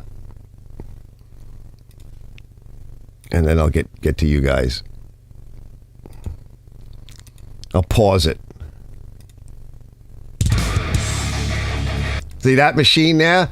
How shiny it is? That machine was a mess. Look at that. Now that one I made nice. 1, because I could. 2, because it's a Toro. And 3, because I did. Look at that. It's gleaming and it's just beautiful. That was a few years ago. And I picked a good motor. I put the nice wheels on. This is that's the old Takumi motor driven Toro. Hey? Old 6.5. Look at that thing. Very little paint. Very little. But I approached that one a little bit differently. I was looking for a shine and I made it a little bit nicer. And, you know, but that's not all of them get that. Let me catch up. Let me come off. Oh, someone close this out. Nice. We're doing good. We're a little past the 3-hour mark. Oh, no, Arch, what are you doing? It's too long. All right, let me catch up with you guys and we'll get out of here. Just having a good time tonight. And we're helping out Brandon and catch up. Brandon says, what is this? I'm about to lose my marbles with this thing. Oh, no. See, that's what I mean. That's why we're trying to... just suggest, like, just put a carb on, change the oil. Like, you know, we don't... Because you could lose your marbles. Let's see. I go on his show a lot, also helping Arch with his show, Brandon lost his main jet. Yeah, that was a good call. He's about to lose his marbles. Robo-carb Hipa. Britt's got a good point. What's the fastest way to get a hold of one? Amazon. Yep. Okay, I'm catching up. New carb it is. Frig it. New carb it is. Yep. Frederick is here. Let's see. I can see if Frederick answered. Okay. Lewis says he loves Superclean. Yeah, I love it. Brett says, by the way, Arch, fixed my air compressor tank, sanded the area where I wanted to know what happened with that. Yeah, the pinhole was used JB Wild steel stick putty. I'll find out tomorrow. Yeah, you got to wait. Usually that stuff works pretty good. I've had some damn good experiences with that stuff. Brett's laughing. No cord. That's cool. Yeah. Now, listen to the buffer. Yeah, quiet. And it's quiet. Like, I was showing this tool off, and I'm like, you know, like Rob, my friend Rob, RW, he says, well, you know, it's not really for that. I'm like, I know, because they make versions of it that are for that. But it was free. I made a video. I'm going to make another video. It's almost done for them. They're a big company, by the way. If you look at Saker's catalog, I'm like, oh, I want to work with them. Can you guys just send me everything in your catalog? I swear I'll make videos. I promise. I will eventually. Can I just work for you? I just want to work for you and your catalog. It's like Vivor, what's his name? Renegade. He does a lot of stuff for Vivor because a lot of guys do because Vivor has a lot of shit. I mean, can you blame the fellas for wanting to do videos for companies like that? Which is going to watch Files channel before bed. YouTube. This is live. Good tonight. Yeah. The Y-Files. Yeah. But I thought that would be fun, and I like it. It's nice. It's beefy. And I'm not, these machines are small, and I'm not doing big areas. I just want something quick that I don't have to rub by hand. I can just, save time. Every little bit of time you save. And if it works out good, I'll invest in a second battery because I only got the one battery. But the battery lasted a long time. I mean, I used it again the last month or something to polish that 20-foot rod, brass rod. And it came out pretty good. That's why this is all, blackened, even though I cleaned it. I mean, it could use a bleach soaking one more time, but you don't want to put too much bleach on these things. Right, bleach? I mean, you don't want to age them too quick, But I thought that would kind of be neat. So I'm like, well, I can only afford to buy one pack right now. I got to buy a few other things. There's other stuff I needed. 6-inch hook and loop. I'll buy the Duragold 240 or whatever because it's middle of the road. We'll try that. If I like it, then I can get different grits. It came with like a 2000 grit, which is for polishing. Like if you want to do your headlights on your cars and stuff, right? You use like the 2000 grit and the proper compound, and you can get the speed, and it's convenient. And, there's a lot of I'm just trying to broaden its uses. And for somebody like me in my shop, I thought this is really nice. It feels nice. It feels nice in the hand. When I did that hood, I had no issues.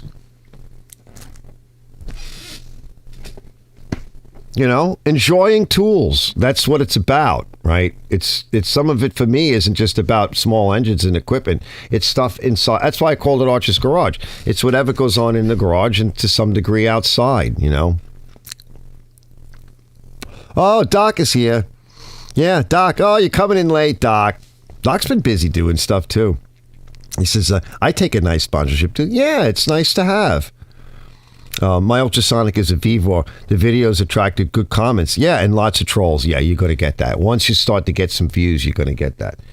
Yeah, Lewis said his burned out today, I heard. Does the P lady off a buffer? Off a buffer, huh? He's laughing. I don't know, whatever he said. Usually it's funny if I can understand it. But yeah, I mean, I'll eventually get one of those, but I've actually started another thing I've been doing. I've been so busy too, is cleaning up the shop and getting my shit together and my life together and paperwork and boxes and throwing out stuff and moving stuff around. And literally it's a serial event because you just have to keep going and one thing bumps into another and then you come back around because I want to rearrange it. I don't even have a place to put like a Vivor slop tank. There's a lot of things that I would like to do in the future, and it starts off with me getting my crap together and cleaning up my shop and organizing it. Leisha says, if you later. Brandon says, any idea on what the compatible part number for the Hipa looks like? No, I have no idea. Noble was 115. Damn, yeah.